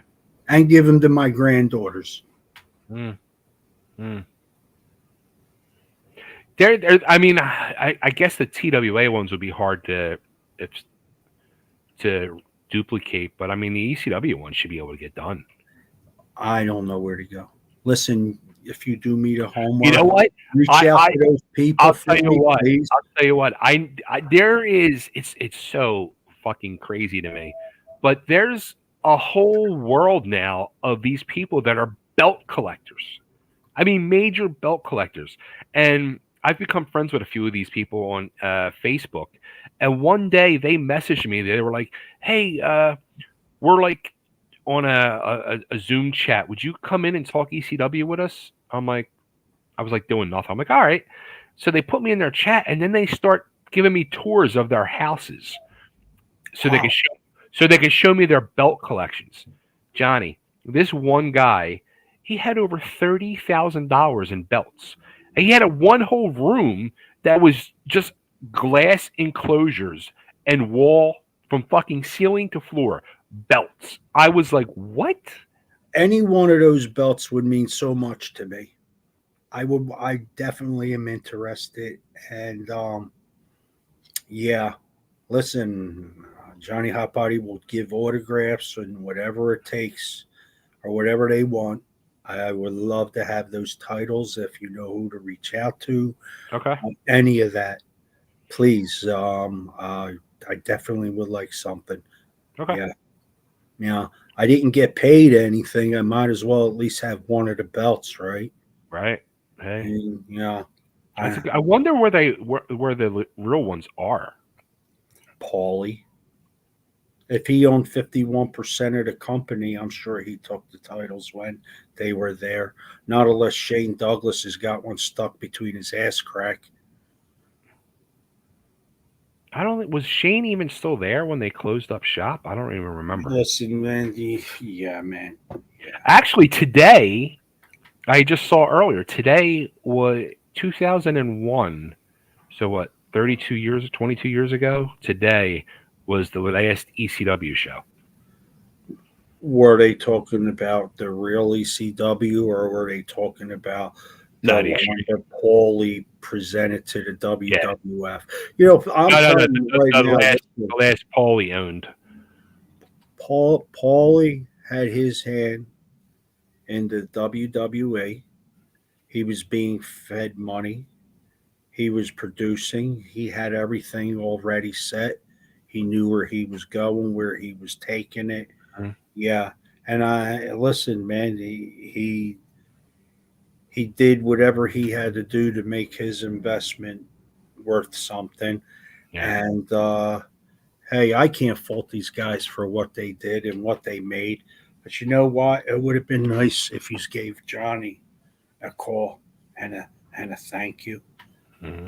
You know, Larry Winters has passed away. You know what I mean? Was DC Drake with us any longer? Yeah, he's still with us. Okay. He's doing good. Well, I believe you know, the acknowledgement needs to be put out there whether we want it or not. The least we deserve is some kind of recognition for what we did. And I'm not talking about an attaboy and a pat on the back. That doesn't mean anything. Hmm. You know, you're on the national level. You know, you have the ability, the creativity, the funds, the social media, and all this to put over guys like the originals, Taz, Sandman, Rob Van Zant. These guys ain't the originals. Well, Sandman, he is a true original. Is he? Of course he is. No, he's not. He's an after effect. He came in afterwards. He was there from day one at VCW. He's an afterthought. By that, let me explain what I mean by this. Because I know there's a lot of people who may watch this and go, "What's Johnny out of his freaking mind?" The promotion itself was not built up on the work that the Sandman put in. Sandman didn't put in the work to build up ECW. He didn't bleed all over and being he was the originals. I'll say it one more time: Larry Winters, DC Drake, Tony Stetson, and myself. Joel gave us the opportunity. It was us four that were the locals that were the original ECW Tri State. Everybody else that came in after they seen where we were going is an afterthought. Hmm. That's you got to remember the guys that were originally there. I'll tell you one, Ray Odyssey. Anybody mention Ray Odyssey? Hmm. Ray Odyssey's an original. Anybody ever mention him? Crickets. Yeah. Where's Ray Odyssey's? He worked. Where's his name? You know Yeah. where the Sandman got his gimmick? He stole Ray Odyssey's gimmick. Hmm. What? Okay. Who was first? Ray Odyssey or Sandman? Hmm. Yeah. Even me with my crazy whatever I was being at the time, I was out of control. My character was supposed to be this, that, flamboyant, loudmouth, stuck on myself, 300-pound ego, doing crazy shit, this, that, and the third. Who'd they give my spot to? Sandman and Taz, and they're all afterthoughts. Hmm. They're all afterthoughts, man. They stepped in where other guys were stepped on. That's my opinion, man. Right. Right. My opinion. Sandman will come out. I'm sure Sandman will. He'll want to dispute that. He'll be his loud, vulgar, pushy self because that's his attitude. That's what he was. That's exactly the dude that I knew as the Sandman. Belligerent, a fucking belligerent that doesn't deserve the credit or even the place that he's gotten. He should suck Todd's ass every single day he wakes up above ground. You know, where's JT's name? Where's Jimmy Janetti's name? Sat- I get it that Jimmy Janetti, JT Smith, Ray Odyssey, I get it. We weren't good enough to cut the mustard, but we were good enough to cut the territory. Yeah, it's like with the whole Jimmy Janetti thing. Like the very first match in ECW history, not TV Mm. history, but ECW history. The very first match was Jimmy Janetti versus Stevie Richards, 20-minute fucking Broadway. They did. Who did you say? what organization was that? ECW Originals. Originals. Stevie was Jimmy Janetti. I think he doesn't get the credit he deserves. He made me shine. He made me shine like a turd, and I was a turd. And he listen. He was good. He sold, man. He made me look like $1,000,000, and so did JT Smith.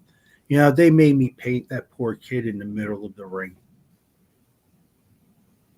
Do you remember that match when I had to be escorted out of New Jersey City? Where was that? Yes, yes, yes. It was in Jersey City. I painted him in the middle of the ring. That wasn't my idea. I'm like, I don't want to do this. And he kept saying to me, come on, John, just do it. It's okay. I'm okay with it. And I'm like, I got a problem with it. Johnny has a problem with it. Johnny Hotbody might not have a problem with it, but Johnny has a problem with it. And I don't think I should be doing this to you. Come on, man. You'll get heat. You'll get heat. You'll get heat. Larry Winters has the idea that I'm going to. All right, here's how it went. I was supposed to paint a white streak down his back.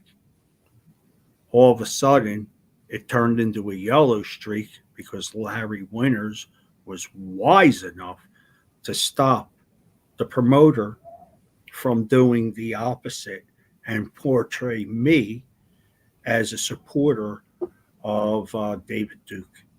Right. That was that time period. Yeah. Who? You got me painting this poor dude? That wasn't my idea. You understand? These are the things like that's an ECW original. Tri-State Wrestling. The Tri-State guys, we were the original ECW. Okay? The shit we were doing, you know, we didn't do it on TV, and we were so out of control that half that shit, if it would have been on TV, it would have been great TV. Well, how about when you guys were the dog pound again? Like when you guys cut Larry's cast off when he had a broken ankle. Yeah. How about wrestling the Blackhearts in one of the greatest matches? Not because I was in it, but because Gangrel. Let me tell you something. That boy, those two bros, and I was beating up Luna Vachon. Yeah. I don't know if you've ever seen that match. Yeah, Luna Vachon had her nails in my back ripping down, man. I ripped her from her. Listen, she was digging it, but we were all going at it 150. We had that place tore up. No, man, you know, Johnny's a jobber, though. You know, Johnny never was in ECW. He ain't an original. What the fuck you guys talking about? Johnny's from Eastern Championship Wrestling. He is an original. What's the initials on the belt that I was wearing? ECW. And I was hardcore. I was too extreme for Tri-State. And it became ECW. That was me. Let it be told. I'm telling it. You know? But yeah, the matches that Joel had us putting on were so great. And I only think that Todd, when he stepped in it, he tarnished it. He ruined it. Paul Lee came in and turned it into the WWF. And that's what happened. Yeah. Yeah. That organization was sucking for a long time. Oh, yeah. And it had nothing to do with the work that was being done by a lot of the guys that were local. Had a lot to do with a lot of guys taking a payday and sitting on their fucking asses. Yeah, they were too coked up in the back. Or they were fucking around with Missy Hyatt. Or they're all drinking shots of tequila. So, yeah, whatever you're doing, man. But, you know, that's how ECW changed from something great to a product that deserves to be flushed down the toilet. My opinion, man. I don't see anything that was, listen, Rocco Rock, Johnny Grunge, originals. They put in the work. You know what I mean? Big Al 911, he put in the work. You know what I mean? Um, when I got the pit bulls in, once they were in, them guys put in the work too, man. They worked Absolutely. their asses off. Some of the greatest matches ever. I worked with them guys and had great matches. Anthony, one hell of a nice, soft spoken guy. Mm-hmm. Whatever happened there, I don't know. It's, not for me to speak on, just like it's not for me with Chuck, regardless. Yeah. But yeah, the originals were the originals, man, and we deserved it. We deserved the title of the originals. Yeah. That's my feelings, man. I'm sorry how they affect anyone's listening or anyone's opinions, because this is all these are our opinions. Mm-hmm. You know, Totally. Totally. Well, Johnny, this has been amazing. It's good to see you, man. It really is. I'm glad we got to do this. talking, and seriously, I only wish we would have talked this much when we were in those locker rooms, man. If we Me weren't too. all worried about planning a match to entertain the people, I guess we would all got to know each other a little bit more better. Yeah. I appreciate you reaching. Well, it was me that reached. Let's get that. It was me that reached, but I appreciate you giving me the platform to give my piece, man. Get a Absolutely. lot of shit off my conscience. Absolutely. And I'm gonna, like I said, I'm gonna get through some more of these interviews, but then I want to do a little TWA thing and um, get everybody on here at one shot. I think it'd be fun. All right. Please, would you look into if anyone has those titles? I'd like to. Yeah, I like I'll to have start asking around. I Yeah, really would like to have my title. They mean something to me. That means something to me. Everything else, all that other growing pains and putting in the work and whatever it's all yeah. past, and it's just a great time. And thank you. Thank you, Johnny. Thank you. Yeah. And anybody wants to get hold of Johnny, just hit me up, and I'll weed out the trash and make the connections.